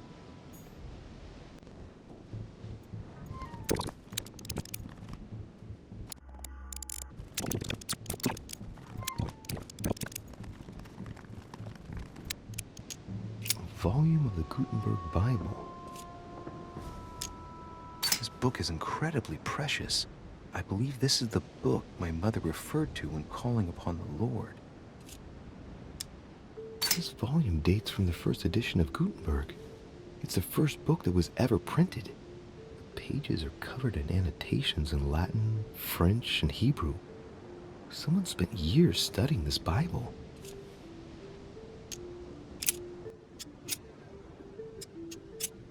Take heed that ye practice your justice before men, to be seen differently by them. Otherwise, ye shall have no reward of your Father which is in heaven.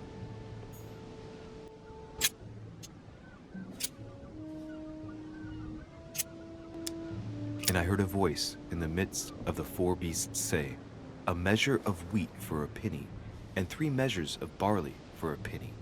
And see thou hurt not the oil and the wine.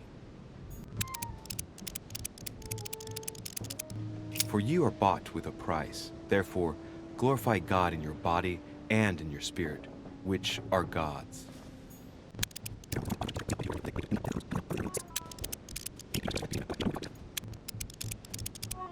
And so it was that, while they were there, the days were accomplished that she should be delivered.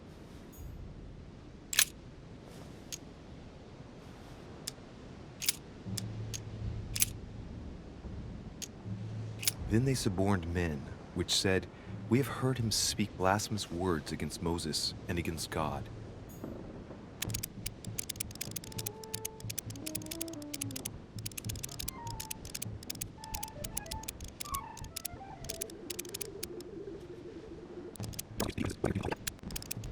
And he became very hungry and would have eaten, but while they were made ready, he fell into a trance. Hey, there's a note here. A message from Mother in reply to E. We must leave urgently, but first I absolutely must go beyond the nightmare. Watch out for Volner. He figured out I was avoiding him. Allay suspicion. See you tomorrow evening. Stand ready. For now, let's cease all communication until we meet. Take care of yourself. I suppose this must be the last message. What happened afterward? If it's what I suspect, I fear the worst. What did Mother mean by, I absolutely must go beyond the nightmare? I must go beyond the nightmare. What does she mean by that? Clearly, she must be trying to do something useful, but what? The nightmare. Does that remind me of anything? It probably has to do with an object or something. Granting that this is the case, where might it be found?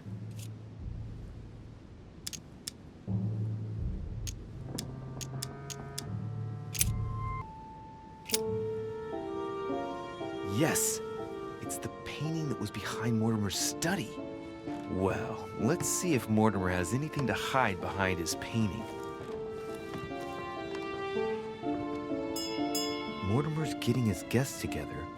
I ought to join them so I don't look suspicious.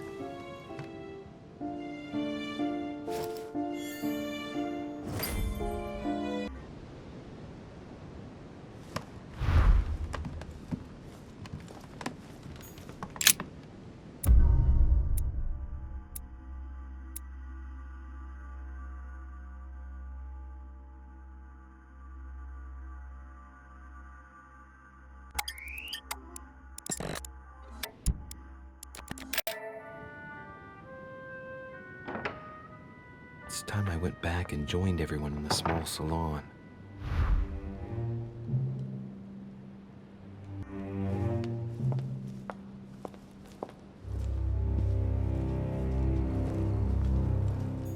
You are expected in the small salon, sir.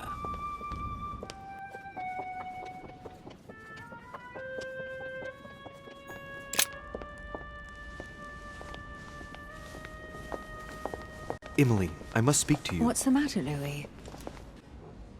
About last night, I'm guessing. Sadly, no. Even if I'd like to have, alas, there are more pressing matters. I have news about your sister. What have you found out? Look, I've started piecing together the events leading up to my mother's disappearance and your sister's. Did my mother know about your secret? Yes, even though I belong to the English chapter, her rank in the Order gives her access to a good deal of personal information. It must have been Emma I saw in my vision. I was given to understand that my mother and your sister bonded during their stay. If Mother's really killed her sister, I'd better find her by myself. They say they spent a lot of time together. They got along well. Oh, really? Do you think your mother liked Duchess Hillsborough? Of course she did. After all, she's your sister. Well, we'll find them, Emily. Trust me. Should I speak to her about my vision? If what I saw is true, she might want to take revenge. Emily, there's something else. Go on, then. It's about your sister. I don't know what happened exactly, but it's possible that my mother had a go at her. I know, Louis. I found out that same evening. Well, thanks for not trying to hide it. What? Why didn't you tell me? I didn't know if I could trust you. Now I know I can. It seems that your mother tricked Emma. She apparently asked her to hide an important book, so that even she wouldn't know where it was. And then she shot her like a dog to make sure no one would ever find it again. Why would she do that? I don't know, Louis, but I'll find out. You can count on that. I'm sincerely sorry, Emily. Thank you, Louis. You're very kind. It means a lot to me. But you do realize your mother will have to accept the consequences of her acts. There must be an explanation, Emily. That's what we shall see. We'll speak about it later, somewhere safe. Come, Louis. They're waiting for us.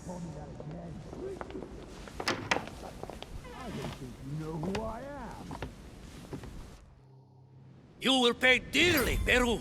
I'm sure you were involved somewhere along the line. That's right. Pretend you don't know. One piece of advice. Don't travel through France on your way back, or it'll cost you dearly. Calm now, my friends. Let's calm down. Everyone seems to be a little unnecessarily heated. Don't forget where you are, please. What's going on here exactly? Sir Gregory called us together to introduce the last guest. But hardly had we arrived when he set upon Monsieur Peru. And who is this charming character? Manuel Godoy, the Duke of La Alcudia. He's the head of the Spanish government, Monsieur de Richet. He's the one who, in practice, controls Spain. How could you dare do such a thing?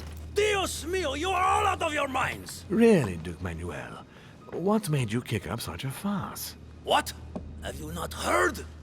Well, let me inform you that yesterday morning at 10:22 a.m. precisely, in the middle of the Place de la Révolution in Paris, by decree of the National Convention which Monsieur Peru works for, King Louis was guillotined. What? The King of France is dead, gentlemen. Our monarchies are in danger. I have said it before. How dare they? Oh, dear. Oh, as if...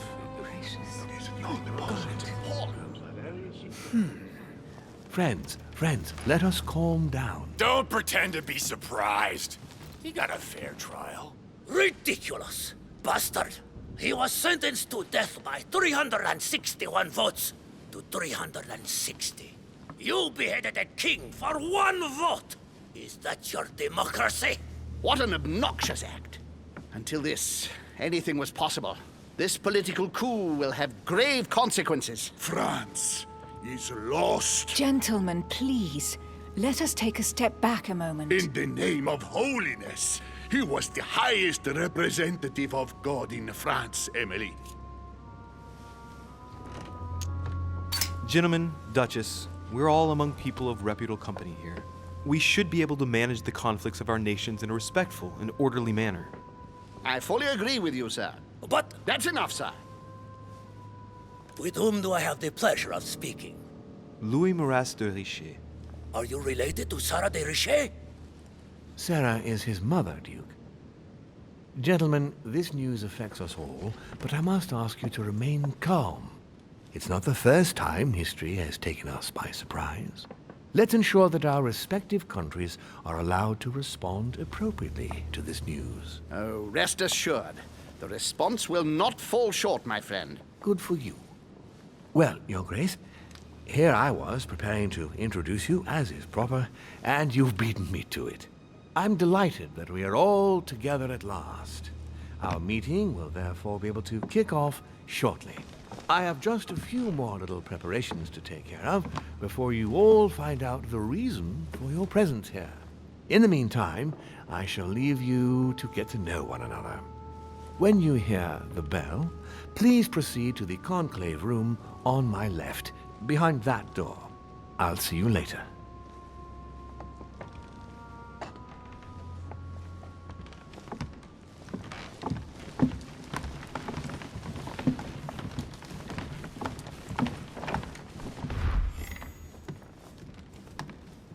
Could you spare a moment, please, sir? I'm glad you asked.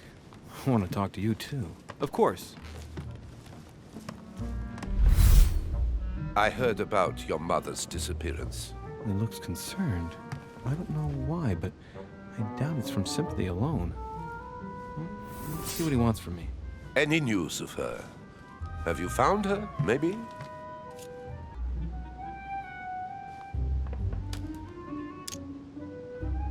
Hear you speak, it sounds like you and my mother were close. Let's say I hold your mother in high esteem, yes. We were even planning to work together. That's what he was getting at. Did she tell you about our arrangement?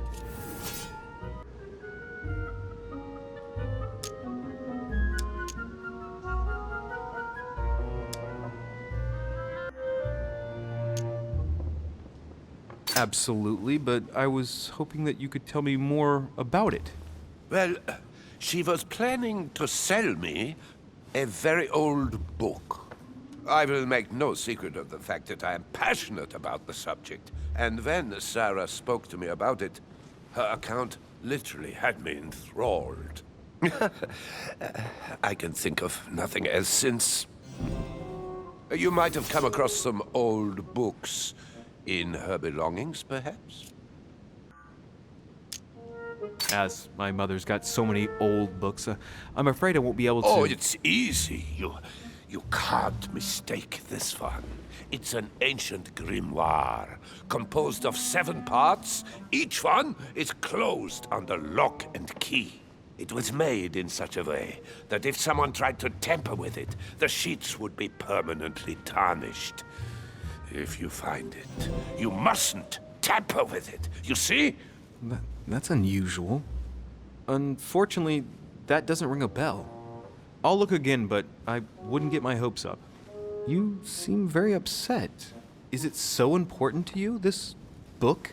Well, it's the search of a lifetime. What can I say? Every time I move closer to it, it seems to slip away at the last minute. I was very surprised to learn that your mother had it in her possession. I thought it was with a certain von Borchet in Paris. Do you know him? Indeed. One of your close friends? No, not really, but we were close once. Precisely over the case that concerns us now, because he claimed to have the book I'm looking for. Another dishonest person. What can you say? Can't trust anyone these days, huh? No, you can't. I hope I've been able to satisfy your curiosity, Mr. von Volner, and that you succeed in finding what you're looking for. Oh, and so do I. And now, what if you told me who you really are working for, instead of keeping up this pretense? I beg your pardon? We both know what you're looking for, von Volner. You're the one who von Burchert was planning to sell it to. For centuries, all those who have come into contact with the Al-Azif have bitterly regretted it, Monsieur de Richet. You are playing a dangerous game.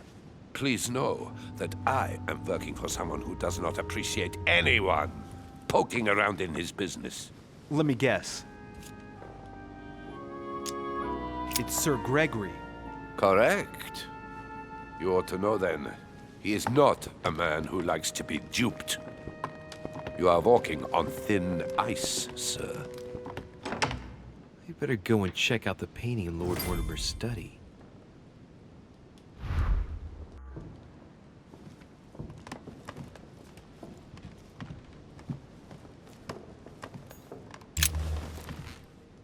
Monsieur Bonaparte, may I speak with you a moment? May we? Would you have any more information about the conference Lord Mortimer spoke of? Nothing at all.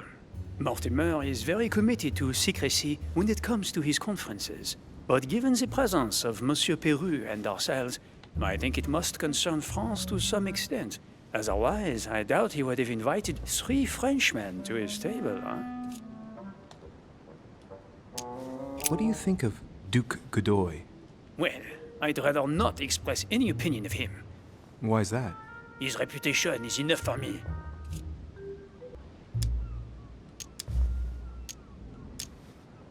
Meaning? This gentleman enjoys people talking about him for too many reasons. His undeserved titles, more than 10 in just 4 years, and each one more prestigious than the one before. You don't think he deserves them? If I had seen him on the battlefield, there might be some doubt. But that is not the case. The Queen would rather not risk losing him, so she consoles him with awards and titles.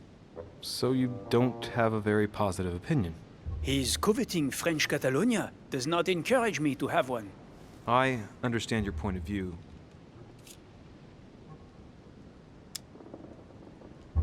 Well, I'll be leaving you now.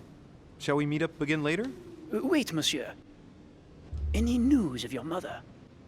Unfortunately not, no. I hope to speak with her about my deal before I leave. Let me know if you find her. À plus tard, monsieur.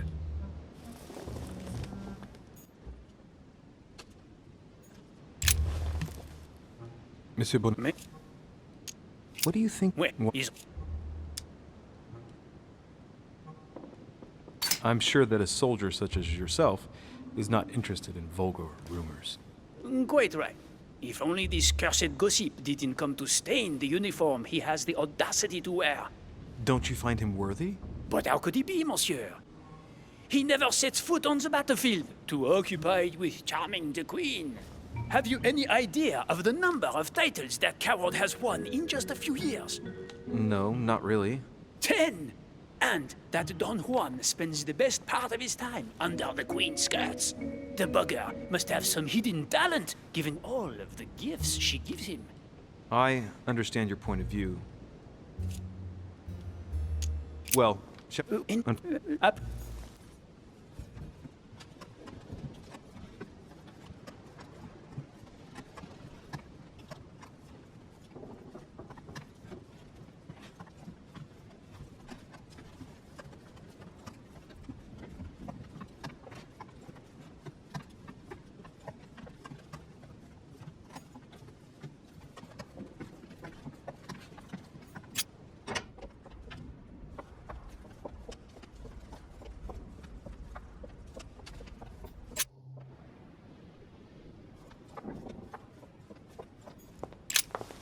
What do you want, Louis? what do you think of our last guest? Well, I never thought I would get the chance to meet that Hispanic Casanova in the flesh. His reputation is well known. The gentleman collects lovers, including, would you believe it, the Queen of Spain. The Queen of Spain likes to indiscreetly say, the King, Godoy, and myself make up the Holy Trinity. The people have appropriately renamed them the Goat, the Ruffian, and the Whore. I didn't see you being a mudslinger in your idle hours, I must say. Emily, what can you tell me about the coming conference? Sir Gregory and Lord Mortimer organize this kind of high society meeting every so often in order to consider the world situation. But to what purpose? Well, by bringing together the most influential people from the dominant nations of the modern world, they allow the mighty to discuss matters with calm clarity. There are precedents of armistices being signed at the end of these talks, you know. Talking while holding a glass of brandy makes things easier. You'll see. You're leaving me? Unfortunately, I have things to do. Thank you again, madam.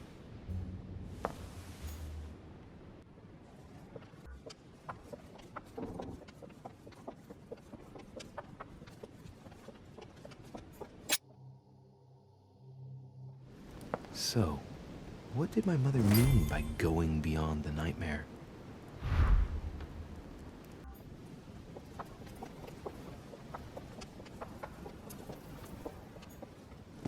No, what have we got here? Oh, it looks like a model of a lock. It's as if Mortimer is fond of complicating things sometimes. Well, I hope I never have to try and unlock it.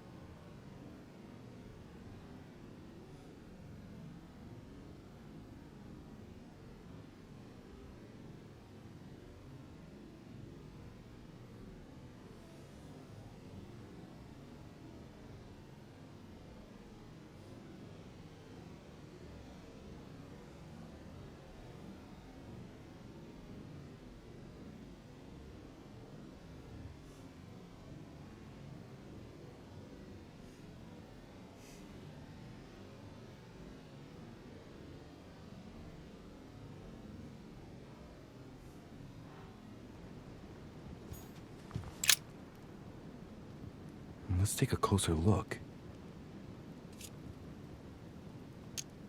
Judging by the shape, I'd say they're Criollo cocoa beans. The chocolate of the Mayas, the rarest of the beans. Some even say they're an aphrodisiac. When a product is in fashion, people attribute all sorts of virtues to it, not to be given to animals.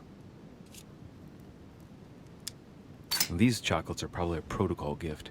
Everybody in Europe loves them nowadays. Marie Antoinette, the Queen of France, has her own personal chocolate maker at Versailles. They say it's her guilty little morning ritual before getting dressed. A cup with 1 sugar and some vanilla, if I remember rightly. I would be surprised if Mortimer has them delivered straight from South America.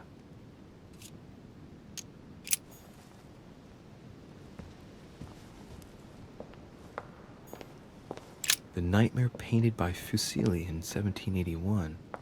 Ah. This must be what my mother was talking about. Now just need to find out what she meant by go beyond. Hey, looks like it's mounted on rails on each side. It should lift up, I think. There must be a mechanism somewhere.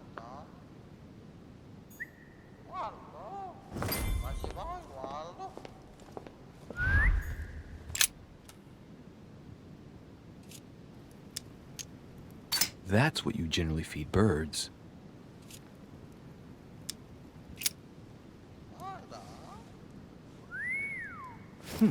Might come in handy.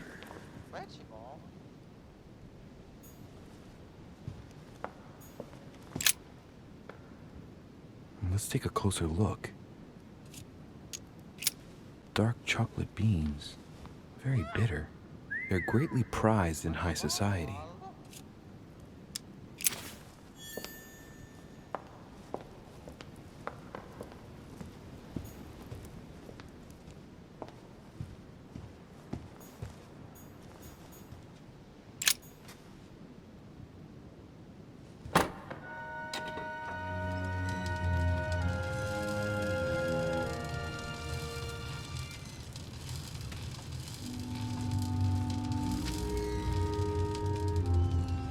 Aha! I found it. Oh, what on earth is this? A ring lock now? Great. That's all I needed.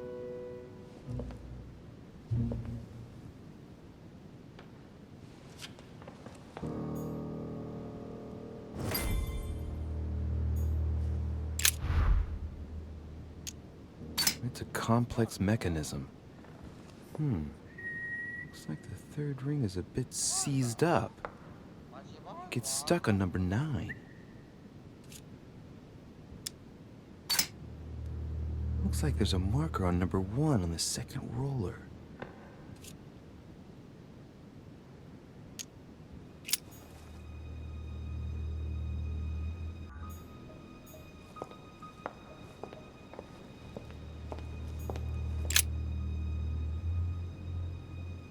A painting depicting the Third Crusade. It's titled Winter Before the Fall of Saint-Jean d'Acre.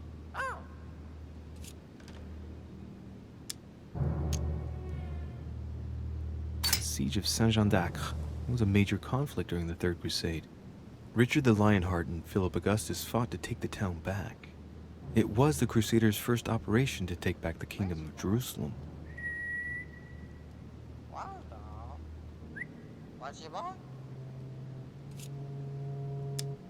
From what I know, the fall of Saint-Jean d'Acre took place in the summer of 1191. Now, according to this title, it's wintertime on the painting, so it can't have been late in the year of 1191. It must be in the first months of that year, probably in January or February of that year.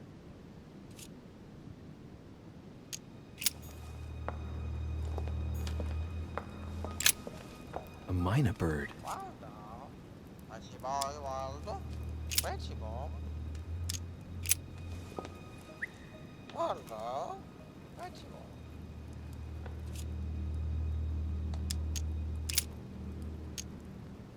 Well, Waldo, is your master good?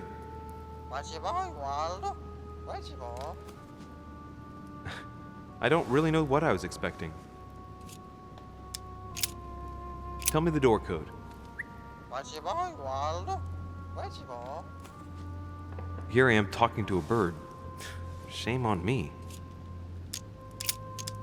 Sarah de Riche? Waldo, you know Sarah?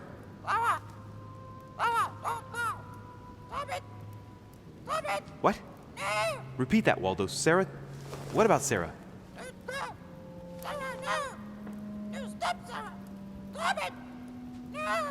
Good God, what's been happening here?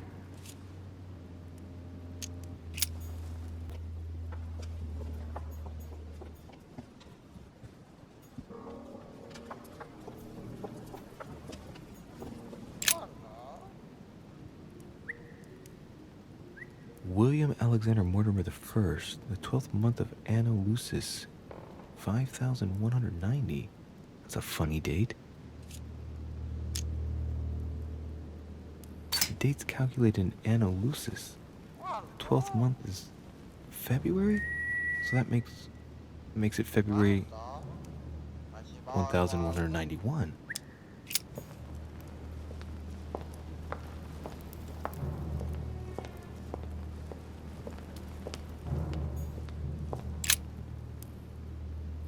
Coup de Lance by Paul Rubens. It's Christ on the cross as Longinus pierces his side with his spear. Rubens, he was a great painter.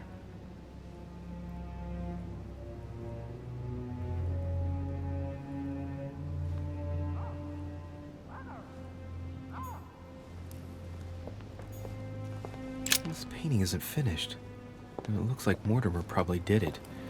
Not bad, but you can't exactly say it's been done in the style of the period.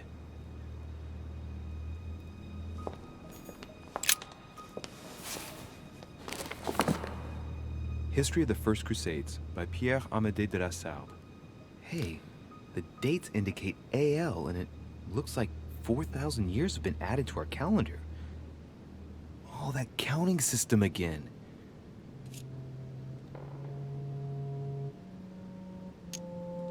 The famous call from Pope Gregory VIII in his Audita Tremendi Bull of 5187. Oh, the crusade where Richard the Lionhearted distinguished himself. It states the first sea blockade of Saint-Jean d'Acre was broken in the 12th month of 5190 AL, whereas the siege had been going on for 2 years. The author is Pierre Amédée de la Salle, none other than the Grand Master of the Masonic Lodge of Paris. Now I understand why the dates are offset. He's using dates based on the Anno Lucis, year 0 of the Masonic calendar, by adding 4,000 years to the Gregorian calendar. But I thought that calendar starts in March. The Crusades took place not long after the year 1000. Here all the dates say 5,000 and something. I'm guessing this dating system begins 4,000 years before the calendar that we use. Yet, I'm getting the feeling that there's something else, another small detail, but what is it?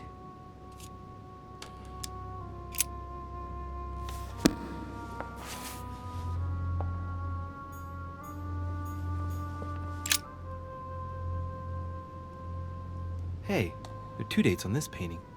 1154 AD and 5154 AL. The 2 dates most likely relate to 2 calendars, the Gregorian calendar and the Freemason calendar.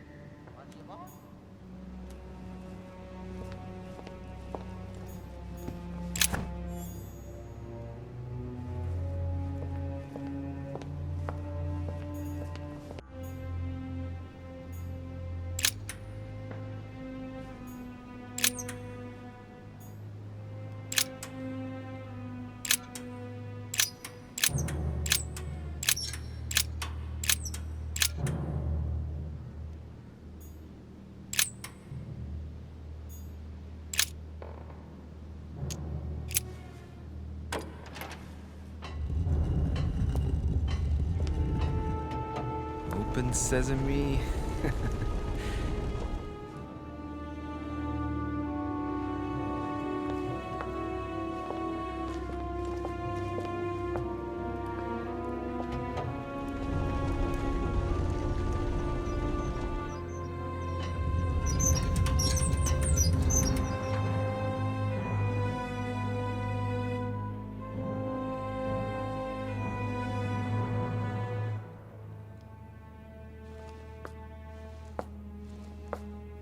Let's see what you've been hiding, Lord Murderer.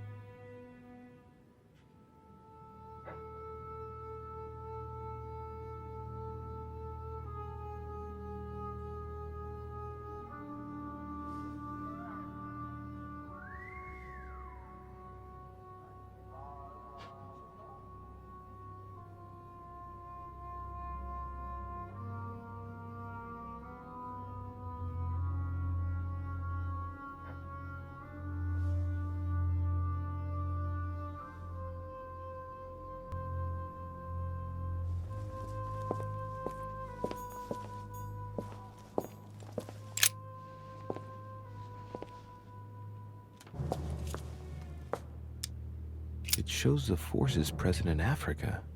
This is unexpected activity in this sector. It looks like there are also many unknowns, even for Mortimer.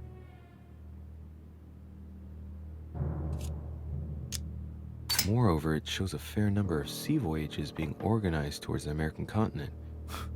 No doubt with slaves. How many men are broken in this trade? Tens of thousands each year, according to what people say.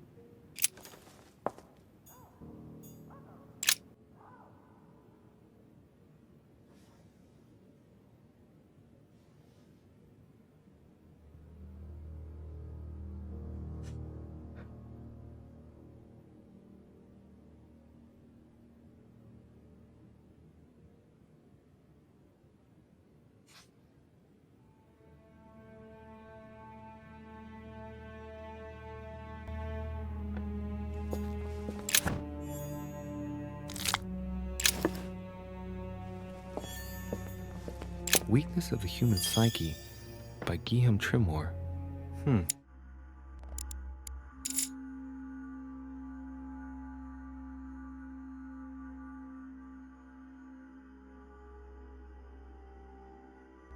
He says, it is possible to drill an idea into someone by constant daily repetition until the mind gives in. And goes on, there are hundreds of good ways to live life, but you only need one to convince the masses that it's the only one possible. The author isn't letting any ethical principles get in his way, is he?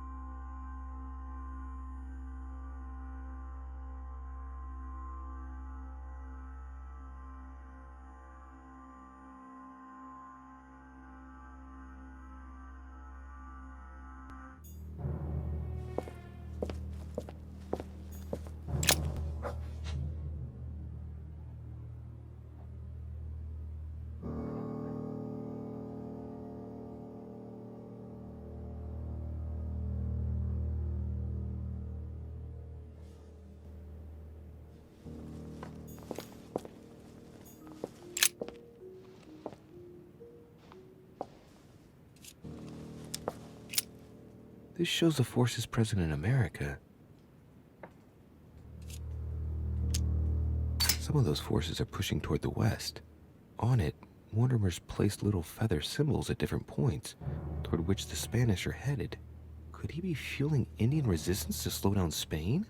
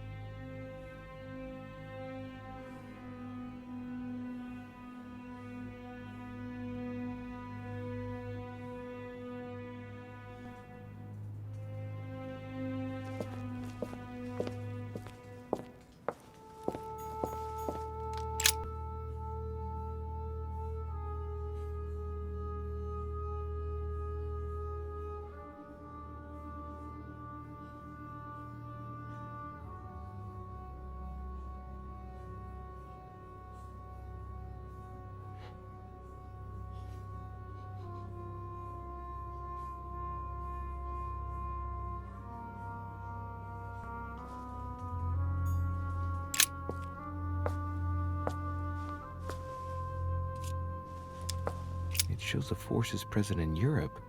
It's clear that France is surrounded by her enemies. However, a large number has been underlined in bold. 26 million. I know what it is. It's an estimation of my country's population. All our neighbors have far fewer inhabitants.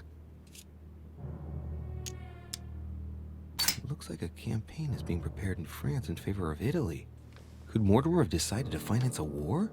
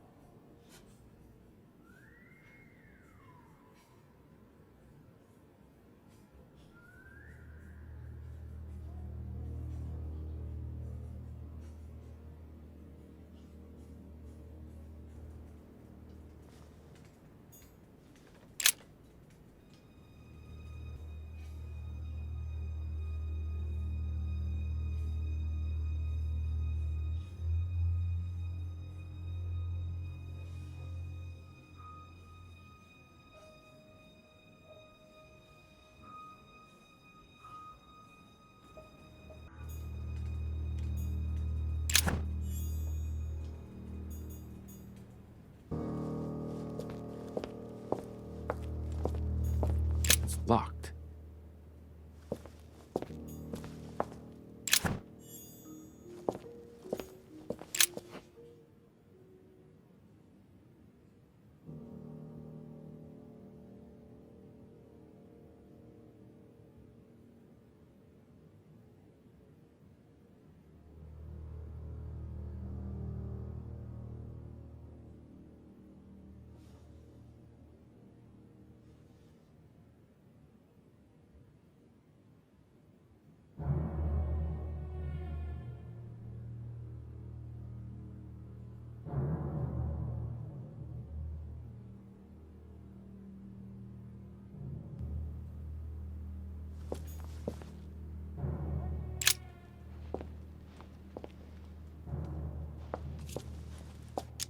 A fine-looking map of the Orient, indeed.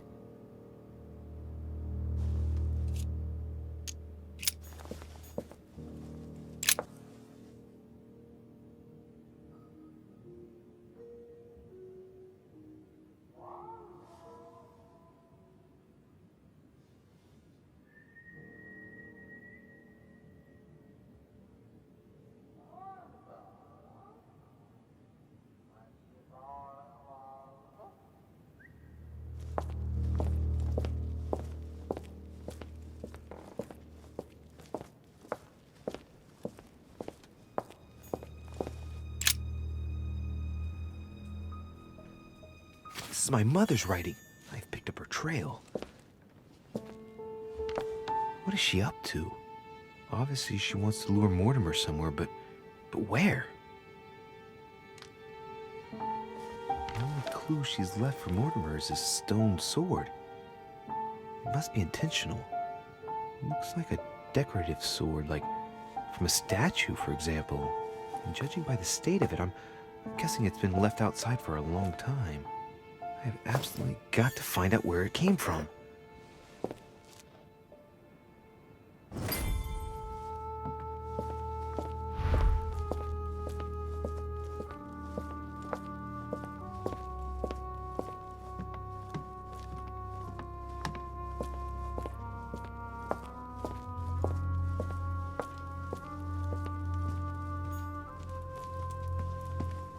Three rusty old nails. They're about 20 centimeters long.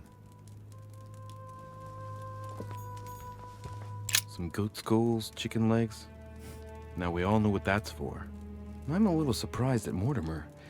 I didn't seem as the type to be organizing little pagan parties, invoking occult powers, and dancing naked under the full moon. I'm more used to seeing cheap charms like this sold by charlatans in Pré Saint-Gervais. Look. A pack of tarot cards. Has he been reading the cards? Mortimer?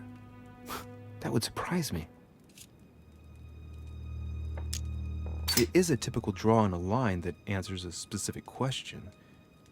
To the left, temperance, that announces a reward for one who patiently waits before taking any action. And in the middle, the chariot, which symbolizes triumph and business success.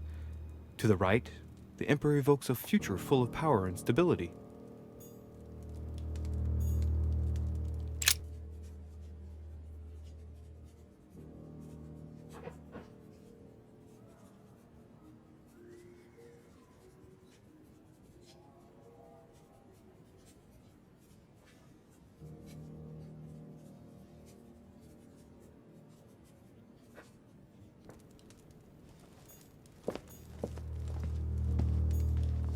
Something strange about this table. The Little Surgeon's Perfect Collection.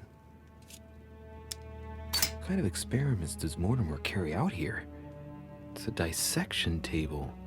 So Mortimer does autopsies here on his desert island. But who is he doing autopsies on then?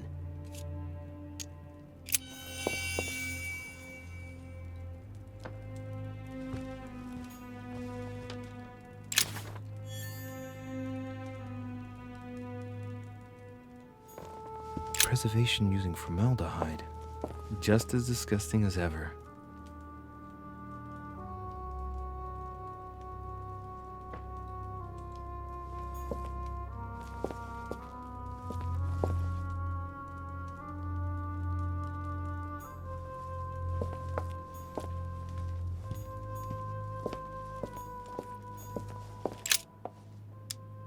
looks like obsidian or onyx. It must weigh a ton. Strange. I don't recognize the alphabet. I wonder where the pictograms are from. It isn't Egyptian or Hebrew. There are two inscriptions on the sides as well as on the top. No way to know what's underneath. Absolutely no idea what it's for, but I find this cube fascinating.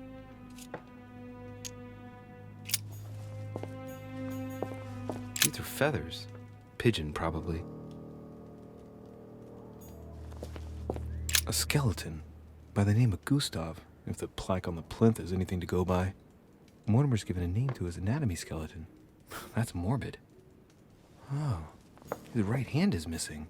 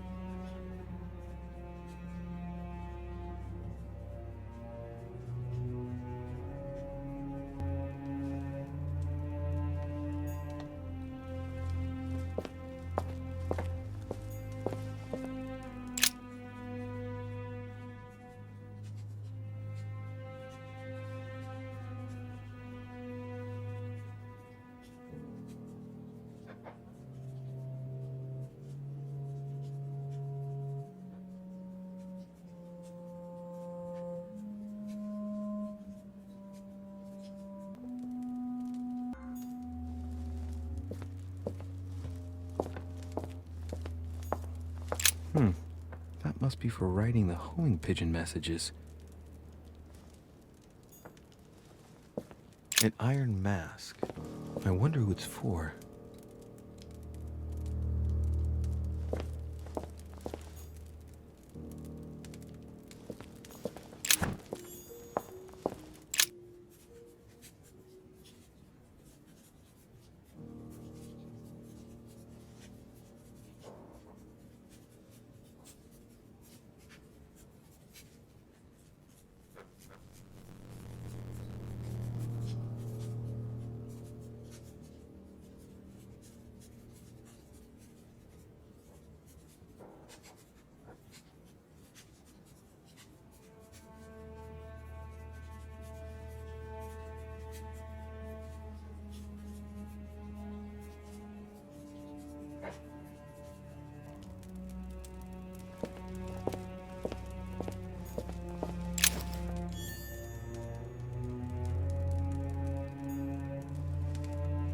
Am I seeing things, or is that an actual von Leeuwenhoek microscope? Incredible. Mortimer really is at the cutting edge of science. Even at the Order, it took us ages to get one of those.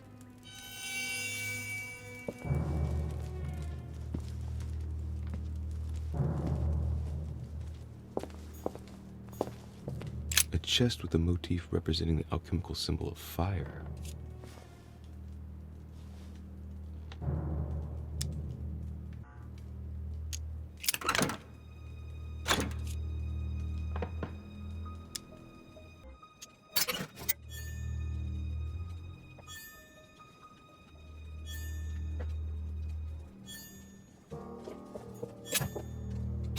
Great. Honey.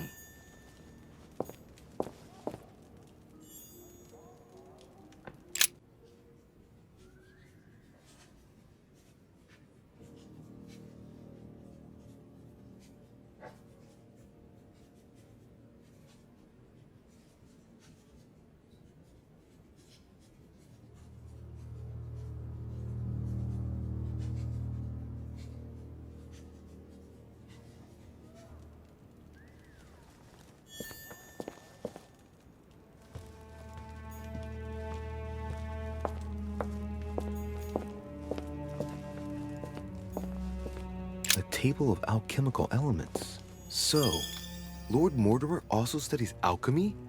It seems like he's interested in everything.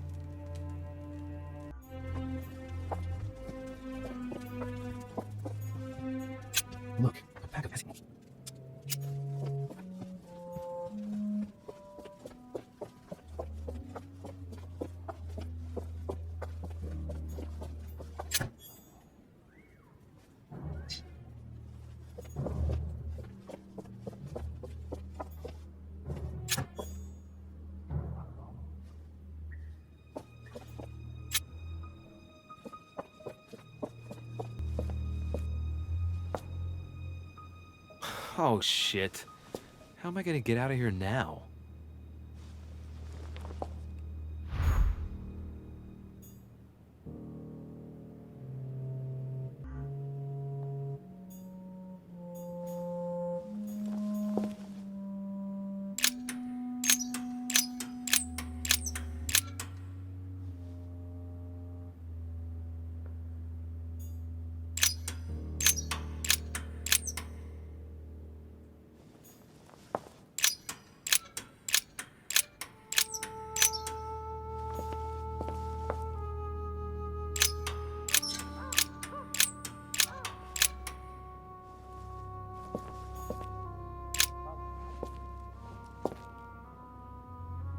This looks like the same mechanism as the one on the other side.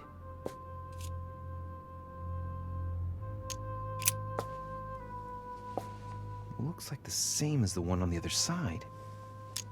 It looks too easy. It could be a trap. These cylinders rotate on the same central axis, so when I enter a number on one side, it corresponds to another one on the other side.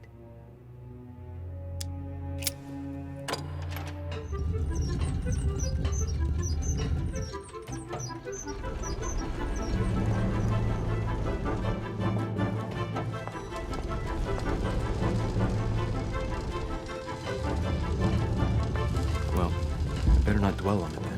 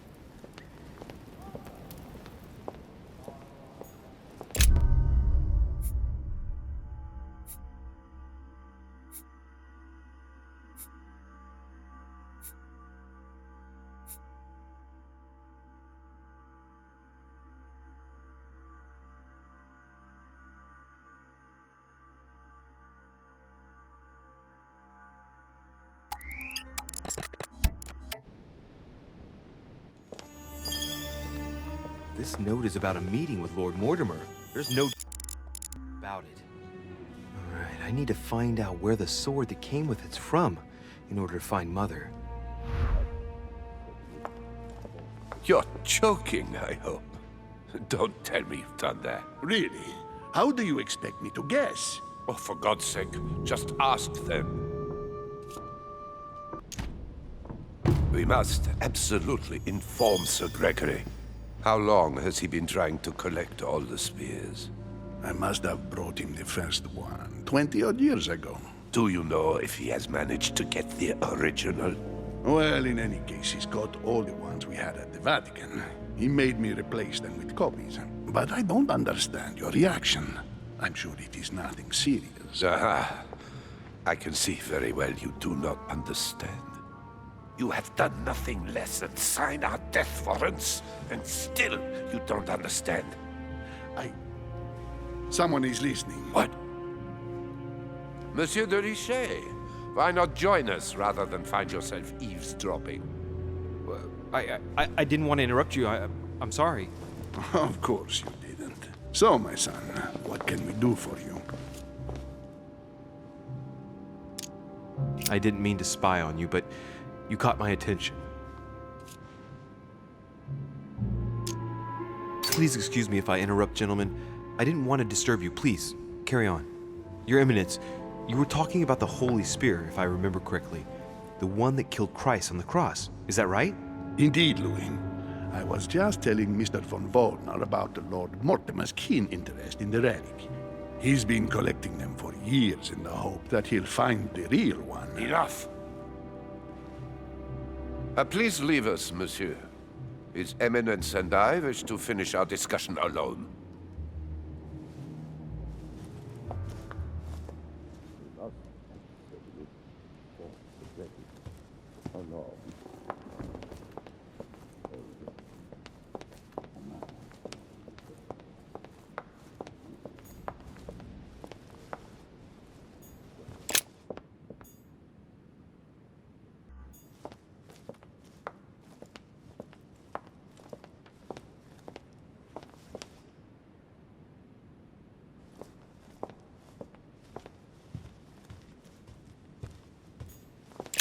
I am sorry, sir, but the conference room is under preparation and is consequently inaccessible to guests.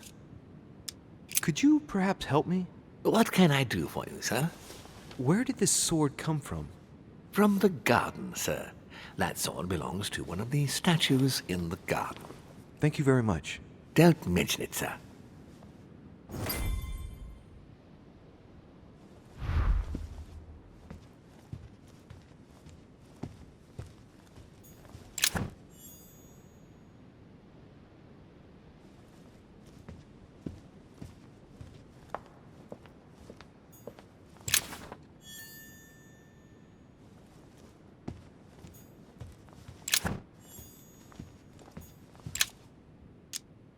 Fragment of amber.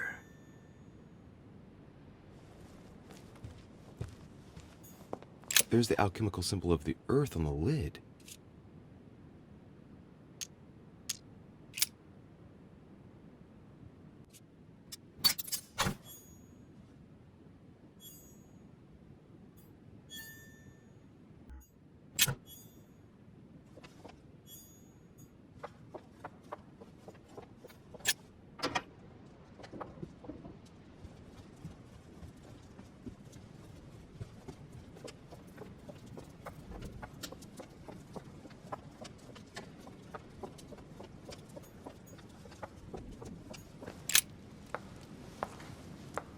Is everything all right, my young friend? Wonderful. Isn't that lovely? Well, see you later.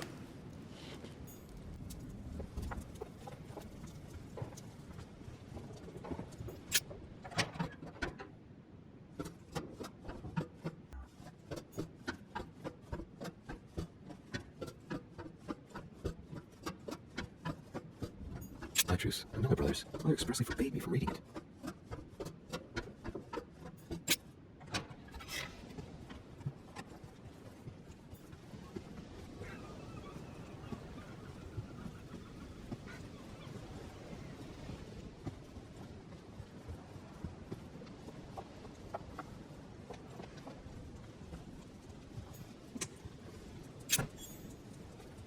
Discourse on the Method by Descartes.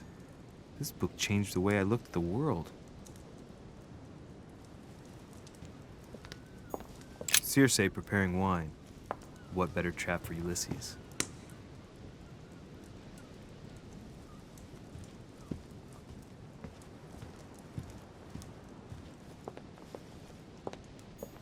Circe turning Ulysses' companions back into humans.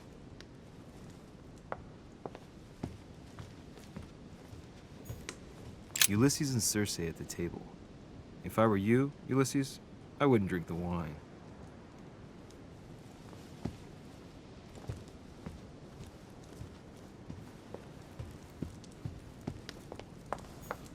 Romney painted Lady Hamilton as Circe.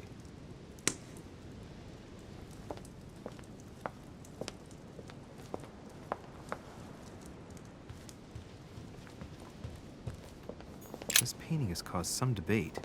Who did Dosey paint? Alcina the fairy or Circe the magician?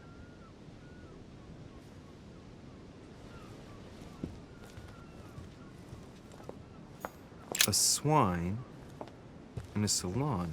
That's an odd choice of decor.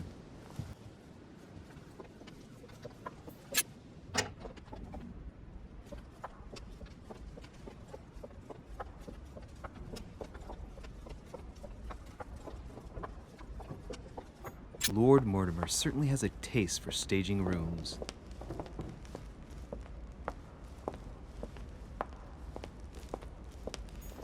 What can I do for you, sir? I am at your service day and night, sir.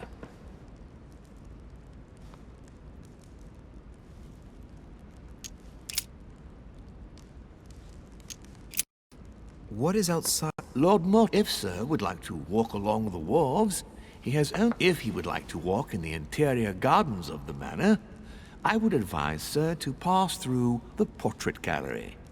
May I help sir in any other way?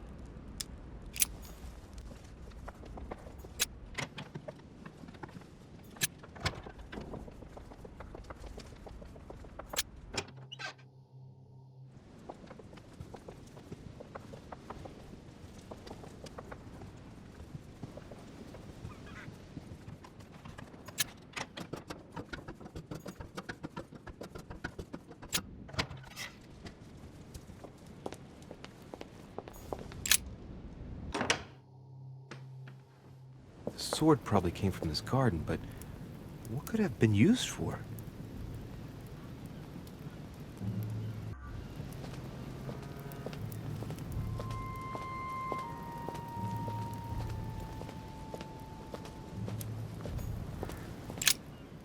Ariadne. In Greek mythology, she helped Theseus get through the labyrinth. Looks like there's a crack in the region of the heart.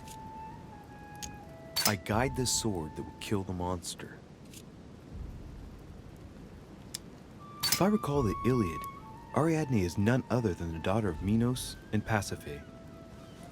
She was in love with Theseus and helped him in his quest to kill the Minotaur in return for a promise of marriage if he defeated the monster.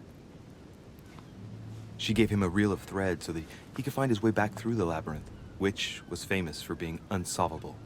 But once the beast was slain, the gallant was quick to abandon her on an island. Turns out heroes are not what they once were. Let's see. A crack as long as my finger.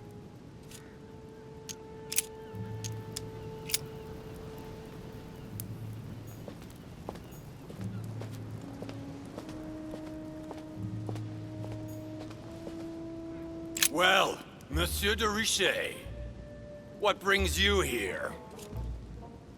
To tell the truth, I was wondering the same thing about you. It's rare for guests to wander about in the garden. I wanted to be alone for 5 minutes. You look worried. Worried? No. Resolved would be a more exact term. Resolved to do what? What's the point in answering? You wouldn't believe me anyway. I'll be leaving now because whatever it is you're up to, I do not want to know. Be seeing you. Tell me, aren't you even curious? Curiosity killed a cat, Monsieur de Richet. I admit, I may have judged you wrongly. Watching you seek out Mortimer's little secrets might even be amusing if I didn't already know the consequences. See you later. What happened to you, monsieur? It's time for me to assume the consequences of my choices. I've sold my soul to the devil. Now it's time to pay.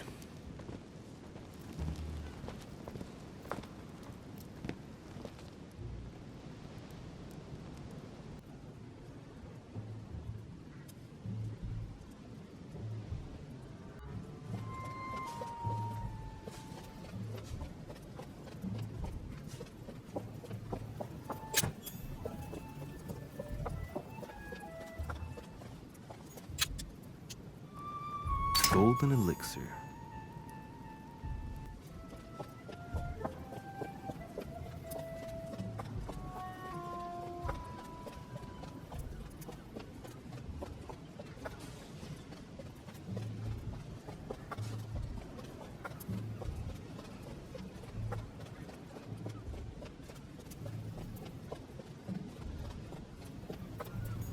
A Byzant from the Byzantine Empire. A coin often used during the St. Louis era.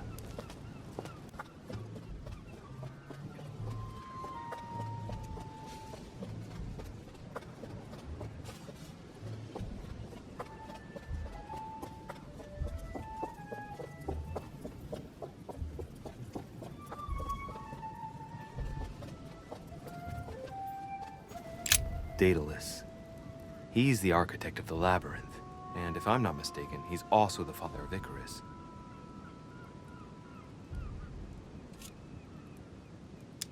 I am the architect of my own demise. Architect and genius inventor. He built the labyrinth for Minos to imprison the Minotaur. I seem to recall that he told Ariadne how to get out of the labyrinth by tying a thread to himself. So, Theseus managed to exit the labyrinth without trouble once the beast was dead. And when Minos found him, he threw him into his own labyrinth along with his son Icarus. Every action causes a reaction. Hey, there's a crack in this statue too. The crack is thin and about as long as a finger.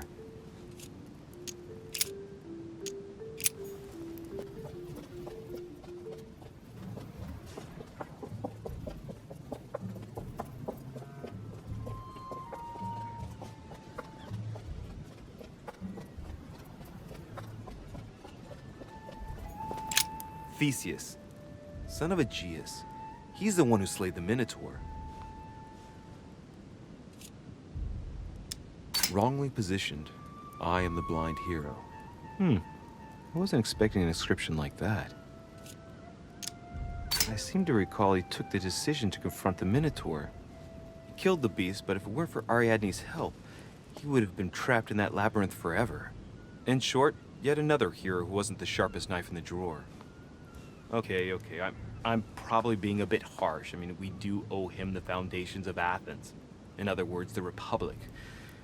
Render therefore unto Caesar what is Caesar's. Looks like a crack has been made on his torso. It's as long as a finger. I'd say between 6 and 8 centimeters. I wonder if Mother managed to solve this enigma.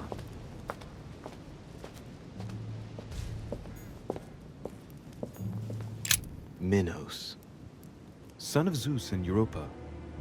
If I remember correctly, he was the king of Crete. Married to Pasiphae, he had many children, including the famous Ariadne, whom history remembers for her thread. Hey, there's a crack in that statue.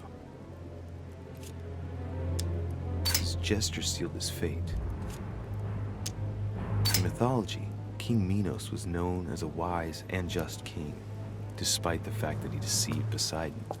As punishment, his country was devastated by the white bull of the sea god, and his wife became passionately in love with it. From their union, Asterion was born, sadly known to us as the Minotaur. The illegitimate child, the child of shame, who had a sorry fate. And to think that Minos ended up as a judge of the underworld. Decidedly, the high and mighty always managed to get away with it. The crack is in the region of the heart. It's a thin crack as long as a finger. A blade could easily enter.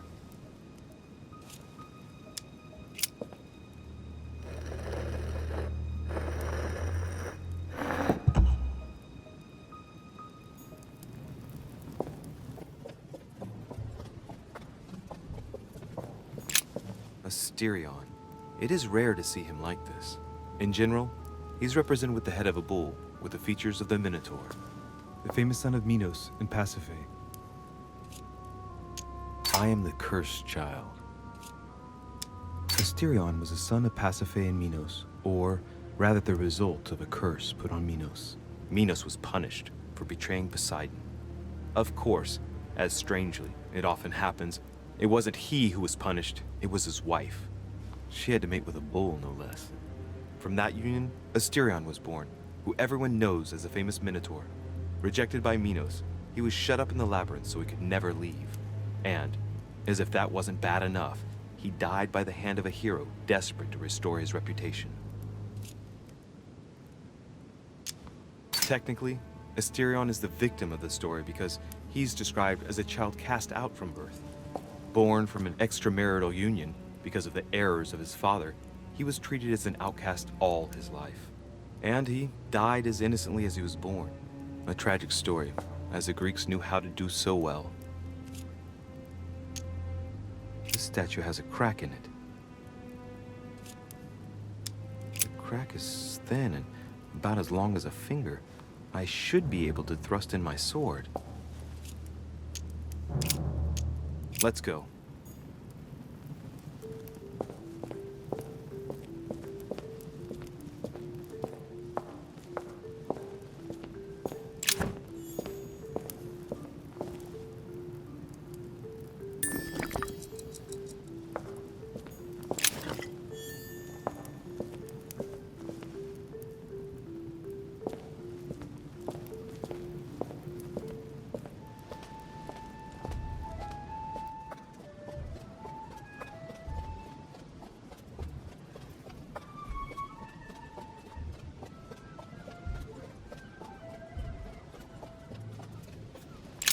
Icarus.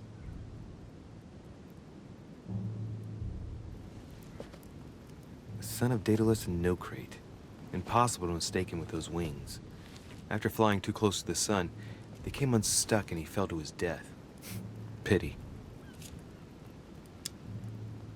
I am the innocent one, sacrificed for the sins of the father.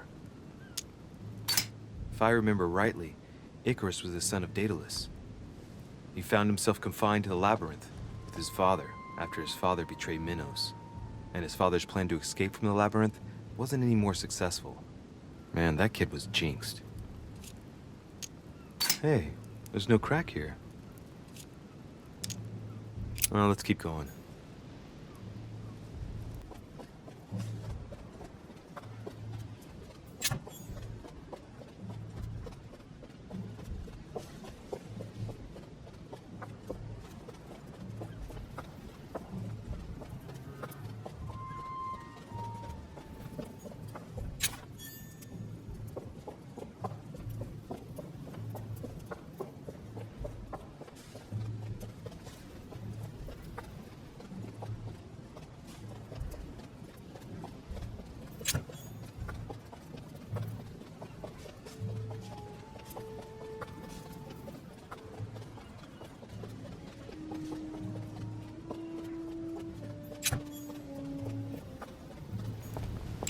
Pasiphae, daughter of Perseus and sister of Circe.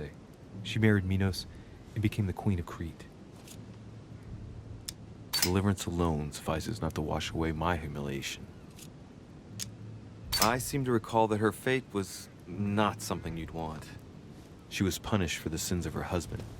She had to mate with the sacred bull of Poseidon. 9 months later, she gave birth to Asterion, better known as the Minotaur. It's crazy to see to what extent women have always been mistreated. When they're not harpies, gorgons, and other witches, they become victims. She has no cracks. Alright, well, let's continue anyways. I wonder what this kiosk is doing in the middle of the garden. Too cramped to be able to do much. Well, there must be something going on there. What is that? Looks like a sort of opening mechanism.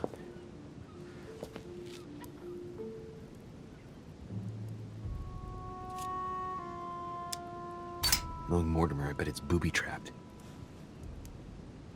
There's a little hole at the fingers. I'm pretty sure if I get it wrong, I'll get pricked. Damn you, Mortimer. Reminds me of traps I studied in Egyptian tombs.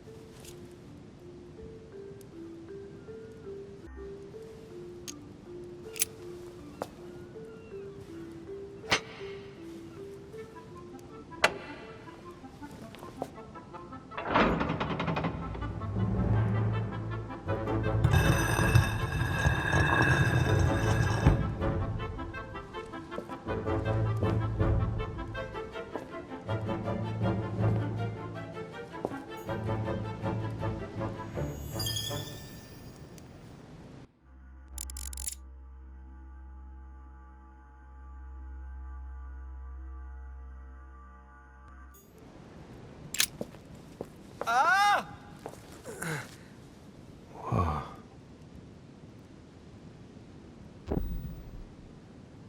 Again?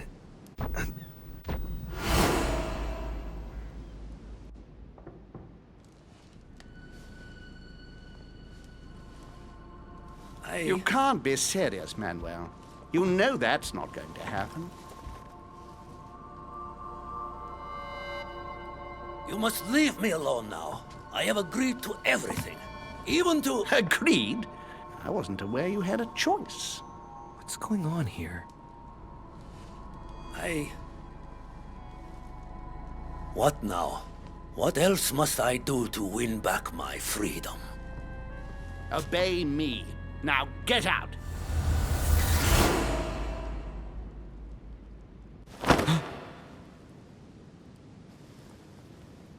What was that? That's the third time in 3 days.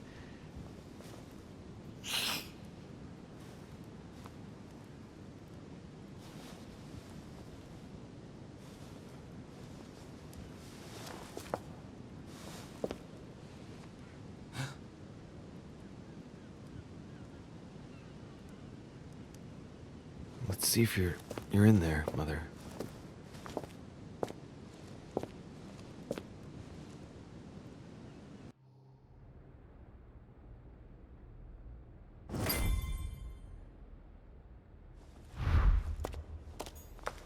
fragment of amber.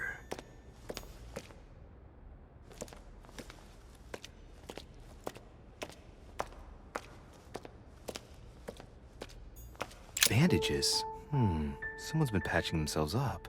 Looks like my mother took advantage of being in hiding to change her bandages, huh? This is silk. She must have used her own clothes. These bandages are pretty basic. She'll be lucky if she doesn't get an infection. There are patches where the blood isn't totally clotted. That's a good sign, right? She changed them recently. Which proves she's still looking after herself and still believes in her chances. Well, I'd love to tell her to keep hanging in there.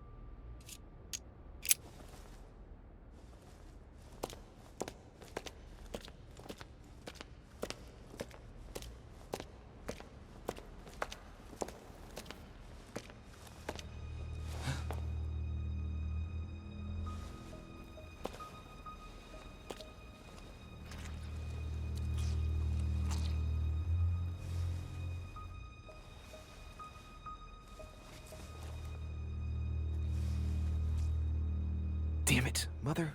Now what's happened?